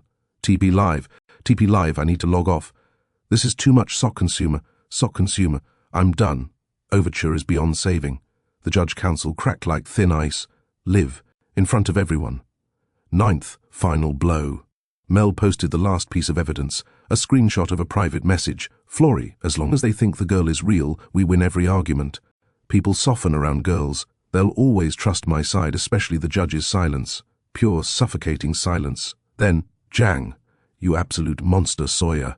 Sawyer, no wonder the server rotted. You were pumping poison into it, Plummy. Plummy, you manipulated an entire community with a picture off Pinterest. The downfall makes sense now. And someone, nobody knows who, posted the message that crystallized the moment. Florey wasn't a person. Florey was a weapon. 10th, the exile. Florey tried one last time. Florey, can we at least talk about this calmly? There's no need for drama. Sawyer replied. Sawyer, no. We're done talking. Snowdrift. Snowdrift, Florey, leave. You don't deserve a platform here anymore. Tangy. Tangy, Overture can't heal while you're in it. And finally, like a final gasp, Florey left. Florey has left the server. Stormcone remained, but his influence shattered. His silence became an admission. Overture had lost its queen piece. But the cost, the community's trust, integrity, and identity. Everything was about to collapse. And shoe slippers were watching, waiting, ready to strike. After the catfish revelation, Overture wasn't a server anymore. It was a crater. Trust shattered, factions hostile, judges broken, Stormcone disgraced, Florey exiled. The community's center of gravity had collapsed. That's when the architect returned. Skrallen, the original owner, the one who built Overture before egos, before meta, before politics, the one whose silence for months had become myth, the one everyone assumed was gone forever. He returned not like a savior, but like a ghost. The ping that nobody expected. It happened at 2:03 p.m. on an otherwise dead Tuesday. A system message appeared at the top of Overture's member list. Skrallen is now online. 5 seconds later, Skrallen is typing. People froze. VC stopped. Layouts paused. Arguments mid-sentence hung in the air like suspended blades. No one spoke. No one breathed. Then the message arrived. Skrallen, what happened to my server? No punctuation, no context, not angry, not shocked, just deeply tired. Snowdrift was the first to respond. Snowdrift, you might want to sit down. Second, the avalanche of explanations. Within seconds, the server became a torrent. So much has happened. I tease a long story you don't understand. The judges, the meta, the alts, the scandals, Stormcone, Florey, People were manipulated. We've been in constant war. Skrylin sent one message. Skrylin, stop typing. The chat froze like a finger pressed to its lips. Then Skrylin wrote, Skrylin, I'm reading everything. Don't summarize. I need to see it myself. And so he did. He scrolled through hundreds of logs, screenshots, arguments, investigations, meta-wars, alt-webs, public implosions, jester chaos, judge failures, faction speeches, shoe slippers whispers. The entire history of Overture's collapse laid bare. It took him almost an hour. During that time, not a single member dared speak. Except one. Third, the unexpected DM. Stormcone reaches out. Quietly, privately, Stormcone typed into Skrylin's DMs. Stormcone, before you respond, you should understand a few things. Skrylin didn't reply. Stormcone continued anyway. He wrote paragraphs, pages, explaining the alting, the meta, the manipulation, the judge influence, why things were necessary, why Flory was misunderstood, why he acted the way he did, how everything spiraled beyond his control. It was desperate, it was defensive, it was self-preservation wrapped in pseudo-intellect. Skrylin opened the message, read it, closed it, never responded. Stormcone felt his stomach drop. Fourth, Skrylin speaks. At last, a single notification pinged. Skrylin, I built Overture as a place to create, not a battleground, not a hierarchy, not a stage for cults, not a platform for manipulators, not a throne for anyone. He continued. Skrylin, I left because I trusted the community to grow. Instead, it devoured itself, and you all let it. People began typing. He stopped them. Skrylin, I'm not done. Then came the switch, the voice of the creator, cold, clear, godlike. Skrylin, this place is broken beyond patches, beyond moderation, beyond judges, beyond factions, beyond trust.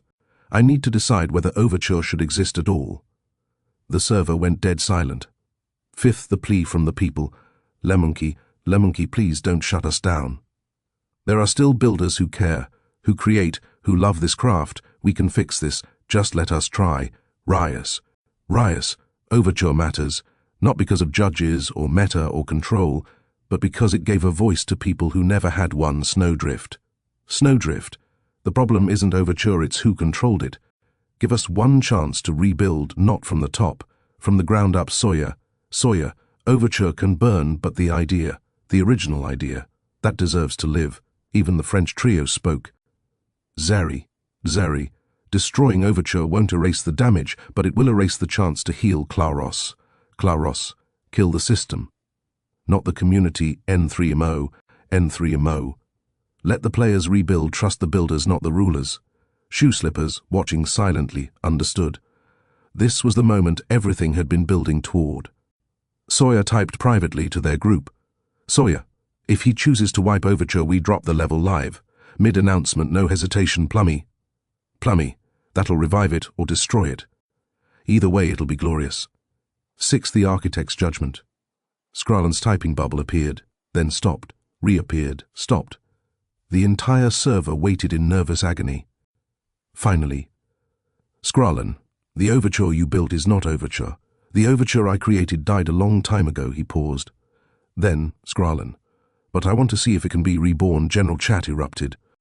Holy shit, he's giving us a chance. We're not dead. Overture is saved. But then, Skrylin, one condition. The server froze. Skrylin, the judges are dissolved, effective immediately. Nathan, wait, what? You can't. Gyro, what the hell? Cow, Chow, I understand. TP Live, it's fair. We failed. Sock consumer, the council is dead. Damn. Stormcone typed. Skrylin, this is Rash. I can help rebuild. Skrylin answered with a single message. Skrylin, you help destroy it. Be quiet. Stormcone stopped typing. For the first time in Overture's history, Stormcone had no allies. Seventh, the announcement. Skrylin posted a final message. Skrylin, I will reopen Overture, but as its architect, not its ruler. From here on. The community leads, not a council, not a meta-tyrant, not a shadow manipulator, not a fake persona. Create Overture as it was supposed to be. He ended with, Skrylin, don't waste this chance, I won't give another. And then, like a deity returning to the clouds, Skrylin went offline. Skrylin is now offline. General chat was a storm of hope, fear, adrenaline, and disbelief. Everyone felt it. A new overture had been born. But none of them knew. Shoe slippers were about to alter that rebirth forever. The judges were dissolved. Stormcone was cornered. Florey was gone. The factions were stunned. Nugans were electrified. Opposition was vindicated. The server was trembling. Overture wasn't healed. It wasn't fixed. It wasn't safe. It was fragile. Like a glass sculpture held together by stress fractures. One wrong move could shatter it. One right move could reshape it forever. That's when Shoe Slippers struck.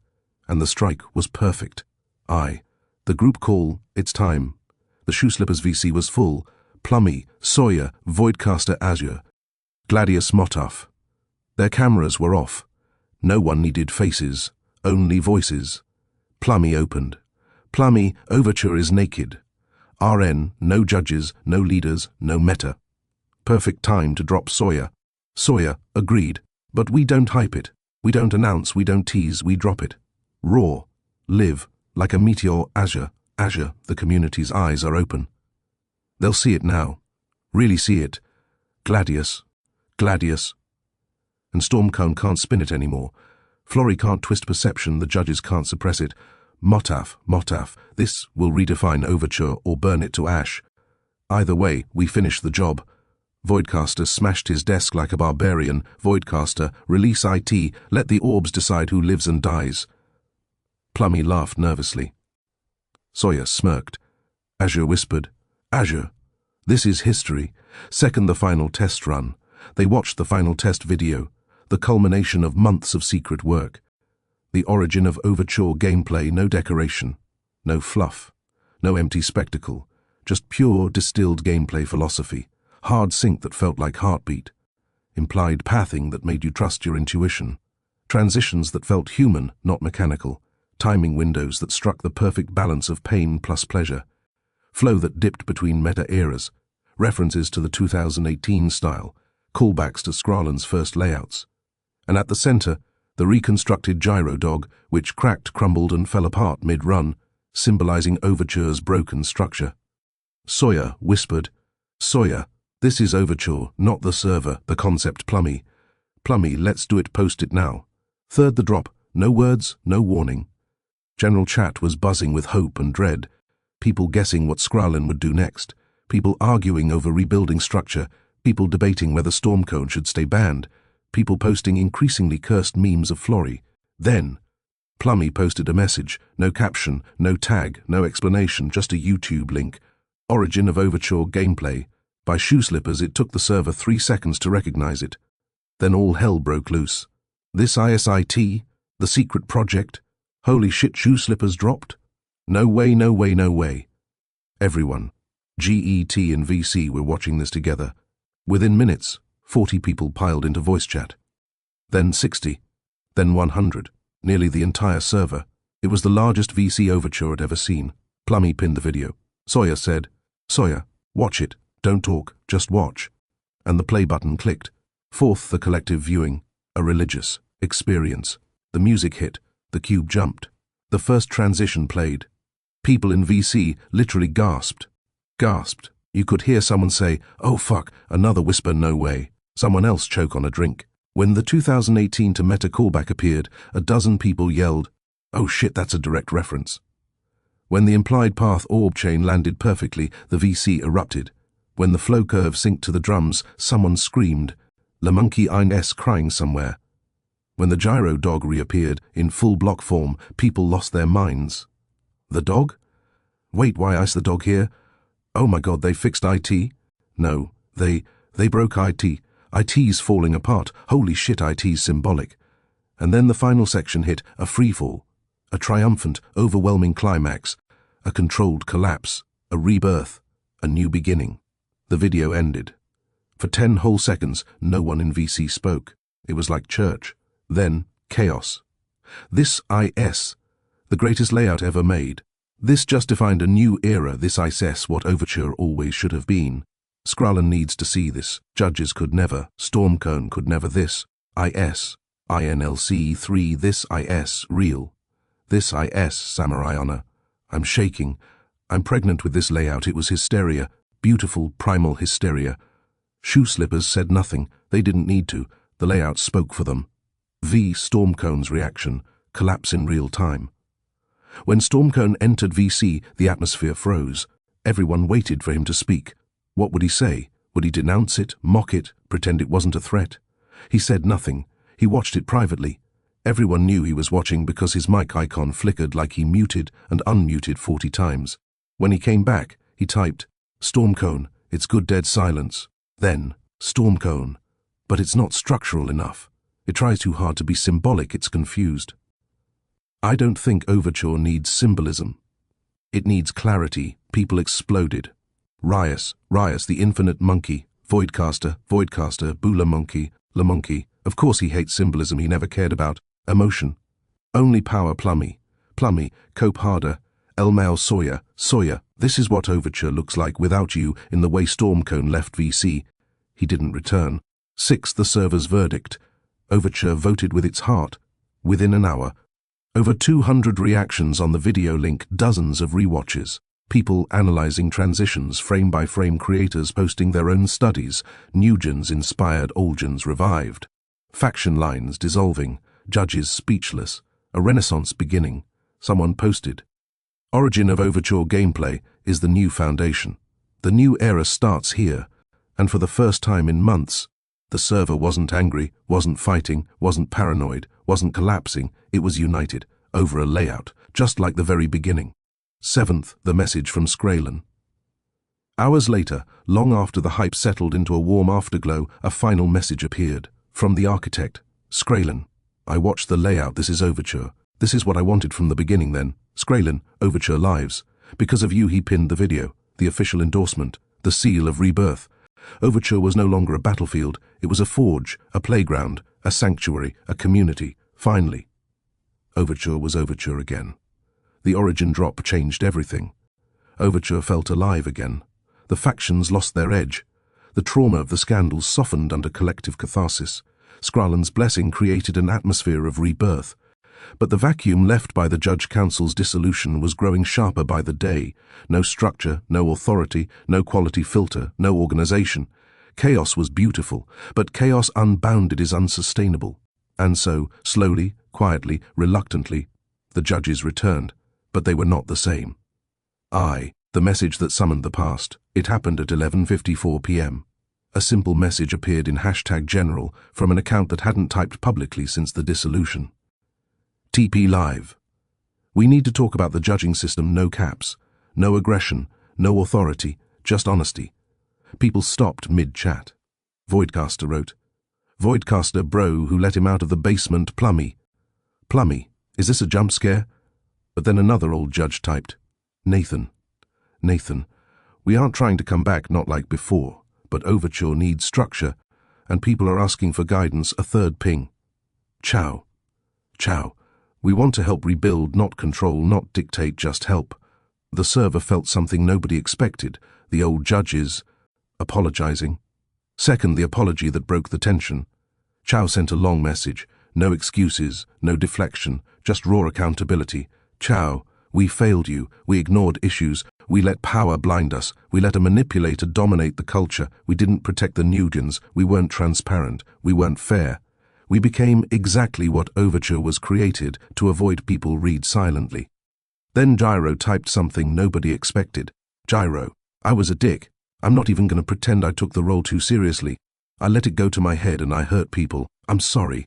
Silence. Actual, real silence. Even Sawyer, known for violence and chaos, typed, "Sawyer, damn. That's the first time I've ever seen Gyro apologize." Voidcaster, who are you, and what have you done with him?" Nathan spoke next. Nathan, "If Overture rebuilds the judge system, we want to be part of it, but only if the community chooses it, and only under a new model, not a council, not a hierarchy, a service." This message hit like a revelation. They weren't trying to reclaim the throne. They wanted a broom, a clipboard, a humble role. 3rd, the new model, judges as craftsmen. Snowdrift stepped in with surgical precision. Snowdrift, if judges return, they cannot hold power, only responsibility, a new idea formed. The workshop model judges would give feedback, hold workshops, analyze layouts, teach fundamentals, offer critique streams, guide Nugents, maintain archives, help organize events, provide structure without control, but they would not. Assign ranks, enforce meta, override community votes, dictate style, punish dissent, hold authoritarian power. Chow typed, "Chow, this is exactly what we wanted to do before we got in our own way, Nathan. Nathan, I want to earn back trust, not demand it. Gyro, I'll follow the rules, and shut up when I need to." Everyone reacted with stunned emojis. Voidcaster, bro. Even Gyro has character development. What arc are we in? Plummy, character development. Arc FR. Fourth the vote. Overture decides. Skralin wasn't present, but his philosophy was, the community leads, so someone proposed a vote, not a judge-run vote, a public, transparent, open one. The proposal, should the judges return under the workshop model? The server buzzed with debate. Arguments for, Nugents needed guidance, feedback systems were dead, events needed organizers, structure prevents stagnation. The old judges earn a second chance. Arguments against, fear of slipping back into authoritarianism, anger over past failures, distrust of Stormcone's influence if he tried to sneak in, worry that meta-tyranny would return. But something unexpected happened. Shoe slippers weighed in. Sawyer, they deserve a chance. We're not building a dictatorship, we're building a community they can help. We'll keep them in check. Plummy, if they get annoying, I'll bark at them. Azure, structure is fine, power is not. This model works. Gladius, we trust the new system, not the old one, and they're agreeing to it. That says a lot.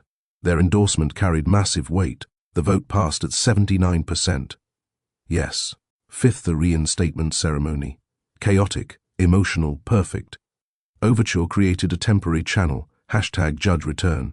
People gathered like it was New Year's Eve. Nathan typed, "Nathan, we accept this with humility, not authority. Chow. We promise transparency. We promise accountability. We promise to never let Overture rot again. Gyro. I promise not to be an asshole too often. TP Live. We're here to teach, not rule. Sock consumer. Welcome to the workshop era." And then, because Overture can't resist memes, Voidcaster posted, "Voidcaster. Everyone give them funny hats." He spammed 12 clown emojis. Jesters joined. Sawyer changed Gyro's nickname to Gyro Judge in Training. Plummy renamed Nathan Mild Judge. Jang simply typed LMAO. It was chaos, but wholesome chaos. The judges laughed. The community laughed. For the first time in ages, everyone felt like they were actually on the same team. Sixth Stormcone's ban attempt. In the midst of celebration, a message appeared. "Stormcone, I would like to reapply for judge role under the new system." You could feel the server's collective reaction. "Oh hell no. Banned. Delete this message. Bro, please leave. Not you," Nathan typed. "Nathan, Stormcone, no. You knowingly supported manipulation and abused your influence. You cannot hold any position of trust. Chow. This isn't personal, it's practical. The community doesn't trust you, Sawyer. Sawyer, get out." Stormcone left the channel without another word. The message was clear. Forgiveness exists, reintegration exists, but power after betrayal does not. The A2-bot insurrection, the rumbling begins. A2-bot enters Overture the same way a natural disaster does, suddenly, loudly, and leaving people unsure whether to evacuate or laugh. At first he's harmless, a kid posting random messages, begging Plummy to VC, asking Sawyer if she's building, and pinging Vythe every 4 minutes. But something darker is brewing. Because A2-bot isn't just annoying, he is learning. Every reply he gets, even the annoyed ones, fuel him. Every time someone says, "Bro, chill," or "What are you talking about?" he grows stronger. And then one day, he begins to mimic the judges. The spark of revolt. One fateful evening, A2-bot posts something unforgivable. "I think I should be a judge. I'm basically one already." Silence. Then chaos. Gyro screams. Chow goes still, like a predator detecting movement. Sock consumer posts a paragraph that nobody reads. Nathan goes offline. TP Live bans him, only for A2-bot to appear again 3 seconds later. He has learned how to bypass bans. He has transcended annoying kid and has evolved into a self-replicating Overture entity. Velvet panic sweeps through the ranks. The Great Glitch Storm. A 2-bot begins duplicating his own messages. Plummy help. Vith, did you see my level? Sawyer, rate my layout. Guys, stop ignoring me. But now, each message multiplies by a factor of 10. Channels flood. Discord breaks. Judge Dola blames Stormcone. Stormcone blames SkyYC. SkyYC is listening to ASMR F4M with noise cancelling on and hears nothing. Overture's skies flicker. Reality buckles. A2 bot becomes a swarm. Vith finally steps forward, not with power, not with structure, not with gameplay, but with one devastating weapon. She answers him, a 2-bot. What do you actually want? Silence. The swarm freezes. Then a 2-bot posts, I just wanted to be included. The storm breaks. The glitch world dissolves. His clones vanish into static. 7th The workshop era begins. Immediately after the disturbance, the new system took effect. Workshops opened weekly. Timing 101, Chow. Flow versus sync philosophy, Nathan. Orb dynamics and Q psychology, Gyro. Layout balancing fundamentals, TP Live. Modernizing old school structure, Sock Consumer. People flocked in. Nugans learned at double speed. Olgins rediscovered passion. Shoe Slippers collaborated with judges openly. The Jesters tested layouts live and roasted everything in sight. Someone summarized the era perfectly. Overture isn't about ranking anymore. It's about learning. For the first time in its history, Overture wasn't collapsing. It was evolving. Overture had survived everything. Scandals, manipulators, the implosion of authority, the origin drop, the architect's return, the restructuring of the judge system. For the first time, the server wasn't sick, it was healing. But healing does something strange to a community. It reveals what people actually believe, once the noise is gone. There were no villains left, no corruption, no alts, no secret masterminds. Now the only battle left was the real one. What should Overture be? And that question ignited the last greatest conflict, opposition versus Nugan. Not a toxic war, not a scandal-driven meltdown. A pure ideological showdown, a final test of identity. The trigger, what is Overture's true style? It happened innocently.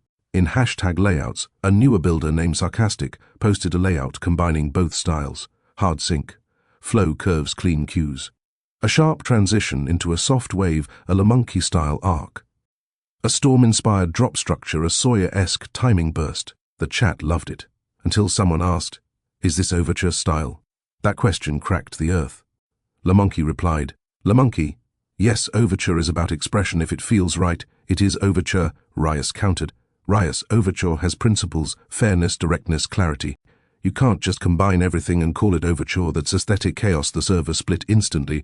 No insults, no hostility, just fire, mutual, passionate disagreement. And everyone listened. Because this wasn't petty drama, it was about identity.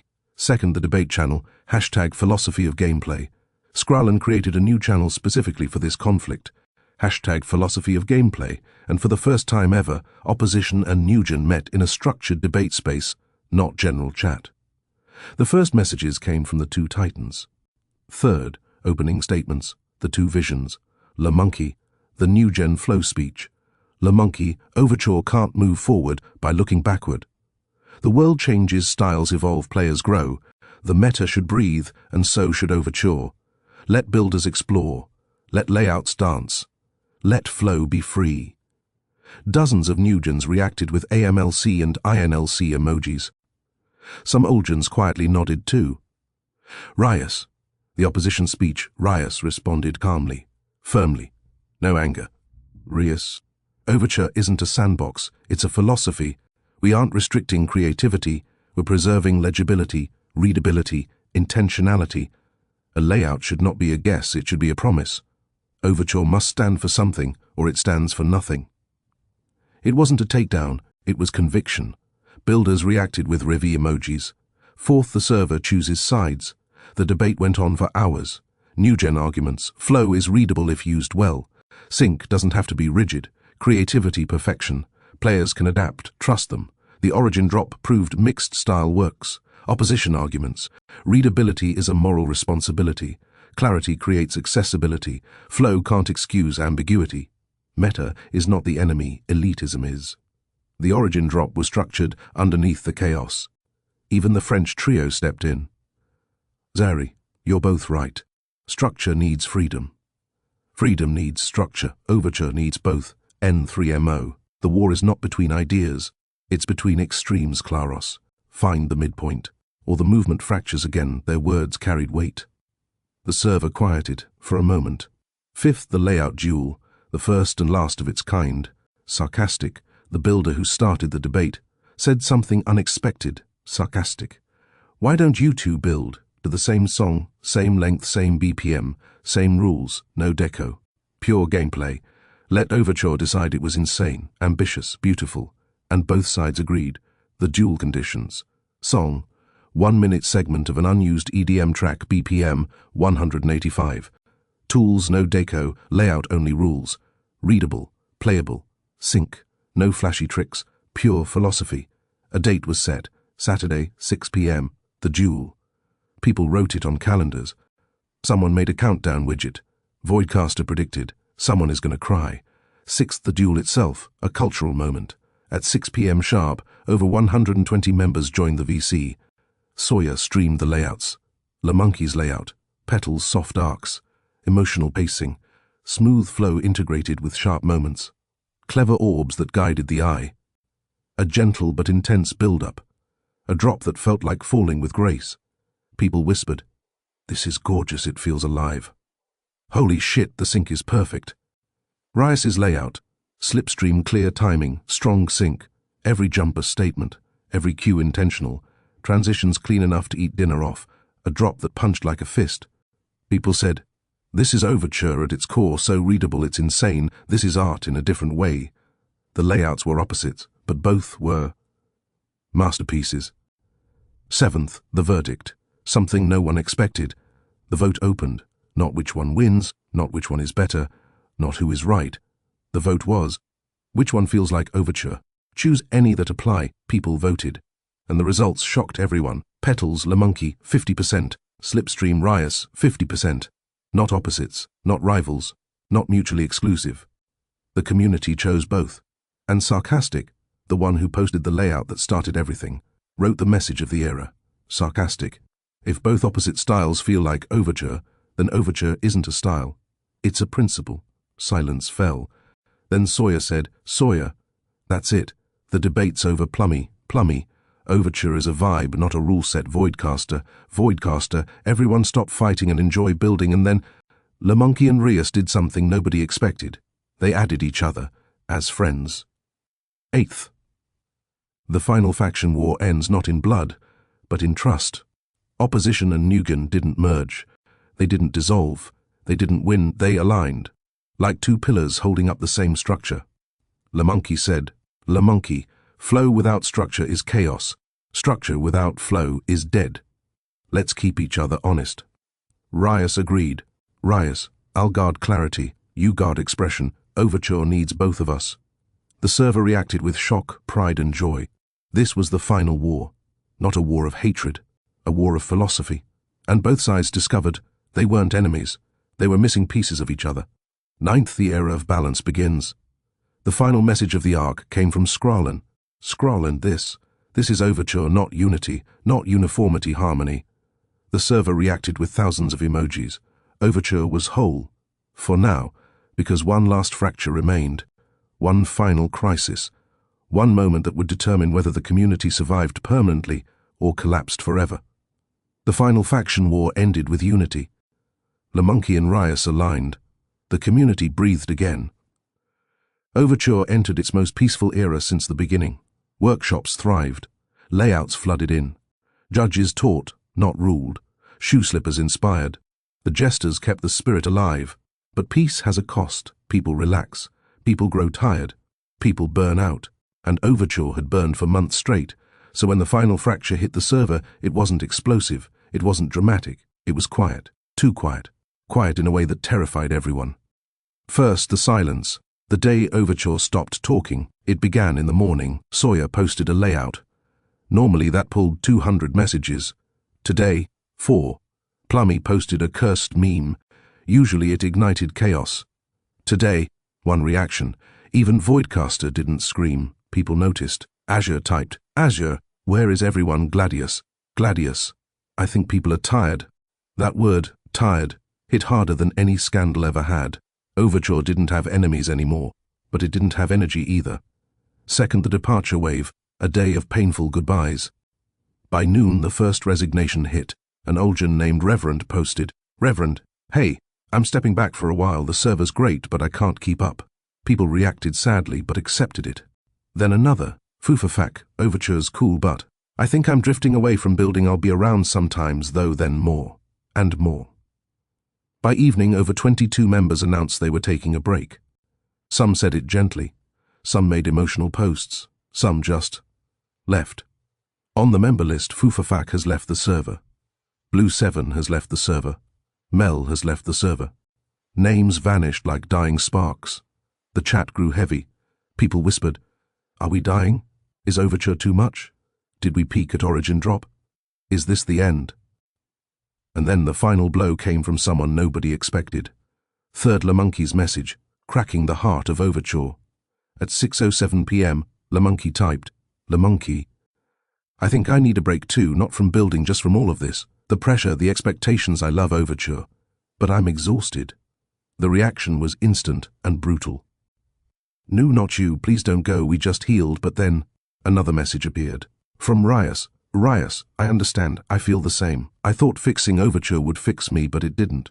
I'm tired too. 2 pillars of Overture, both broken. People felt the ground tilt. If they were tired, everyone was tired.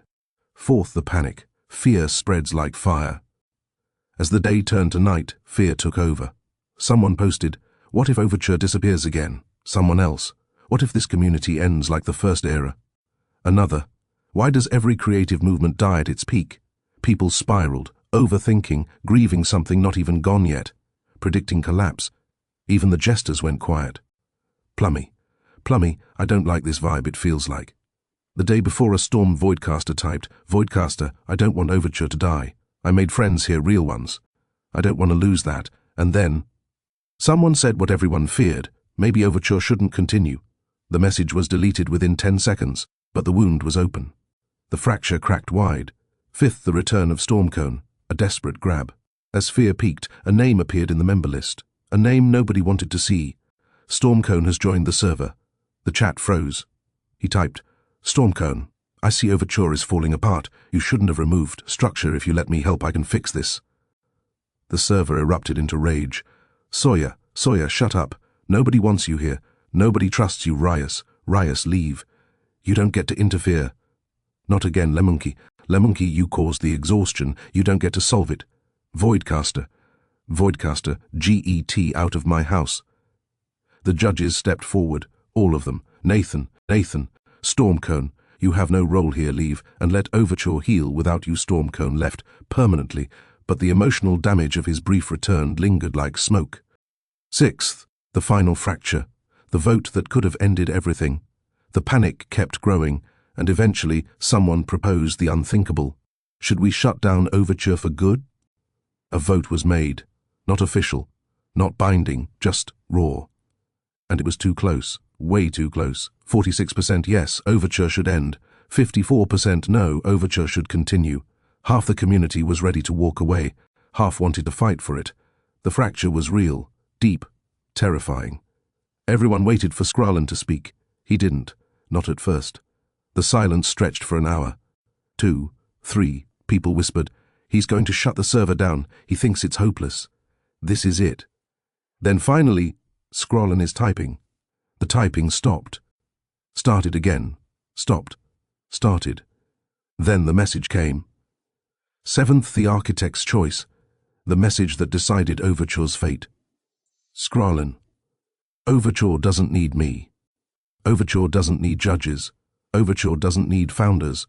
Overture doesn't need authority. The chat held its breath. Skralin. Overture needs one thing, you.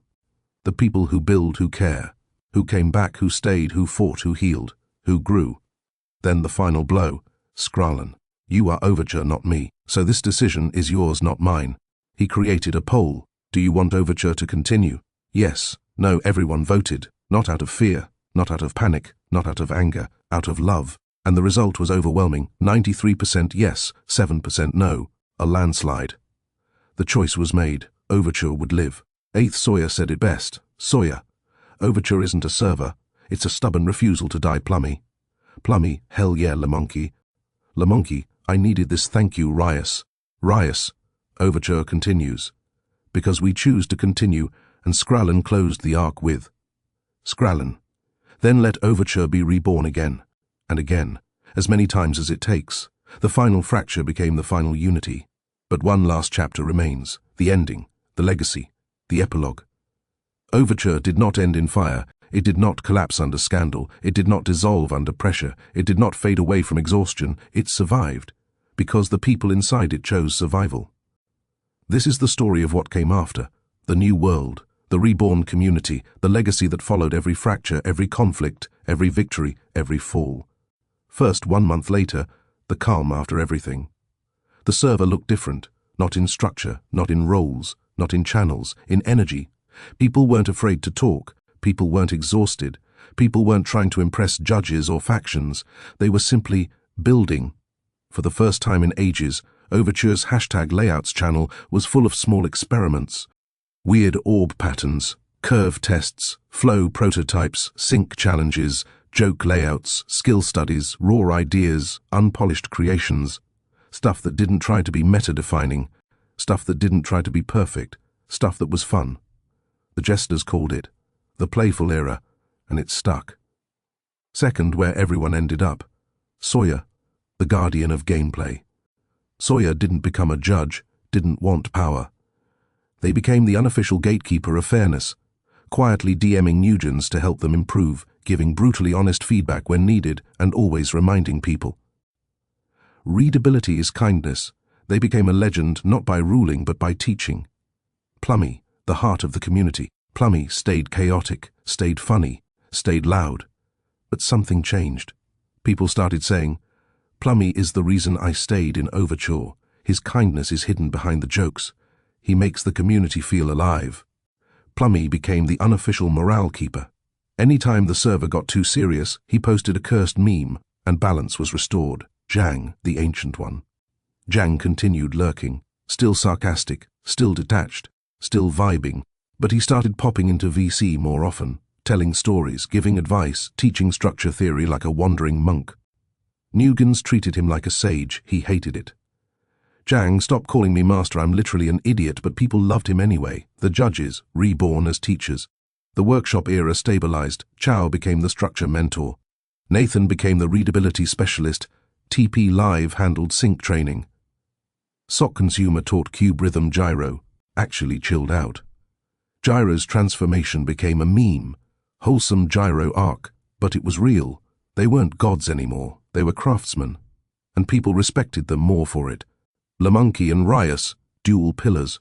The two ideologues became friends. They held joint workshops titled Flow and Structure, two ways of saying the same thing. People adored them. They weren't enemies.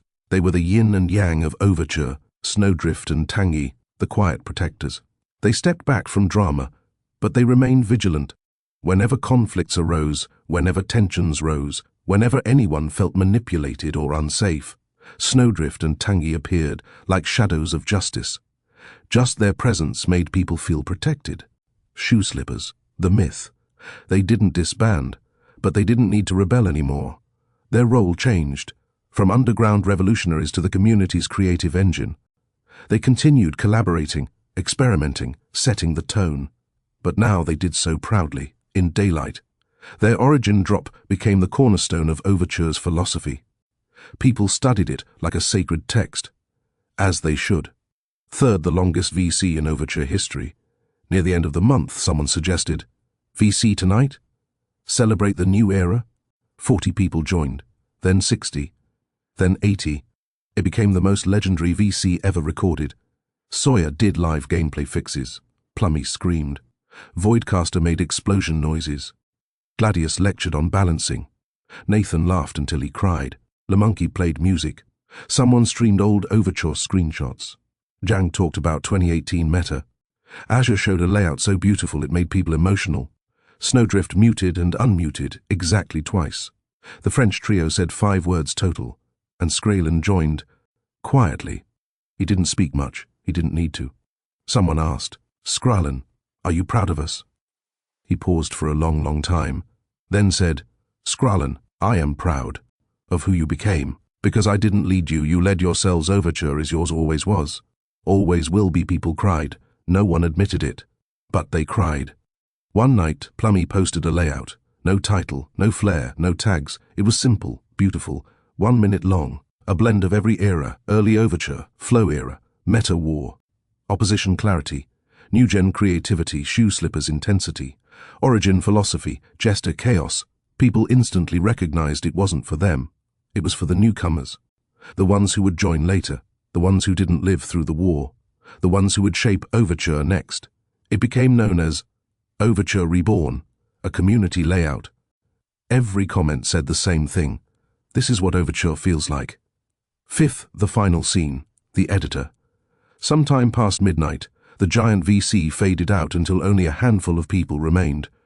Sawyer, Plummy, LaMonkey, Rias, Azure, Gladius, Jang, Voidcaster, Nathan, Chow, and a few late-night lurkers. And Skralin. Someone said, "It's crazy how we all stayed. After everything." Another said, "Overture is the only place where I feel like a real creator." Someone else said, "We made something impossible to kill." Then Sawyer whispered, "Sawyer, it's simple. Overture isn't the server, it's the editor. The moment you place the first block and feel something that's Overture Skralin typed, Skralin, then Overture will never die." Everyone sat together in silence, staring at the same thing. The geometry dash editor, open, untouched, waiting, not empty, full of infinite possibility. Overture lives, because creators do. Character view, Stormcone, Plummy, Sawyer. The gameplay demon part of Shoe Slippers, emotional core of the story, also skilled in technical layouts. Calm, sincere, kind but resolute, source of motivation and courage. Chow, appears throughout the book. Authority on structure theory frequently brings up clarity destroys you if your collabs suck. Lemon Key, appears throughout the book, uses a yellow key avatar wonders about the quality kind of freaks out over typos. Sexual gameplay theory Skralin. Sawyer Jang Plummy. Voidcaster.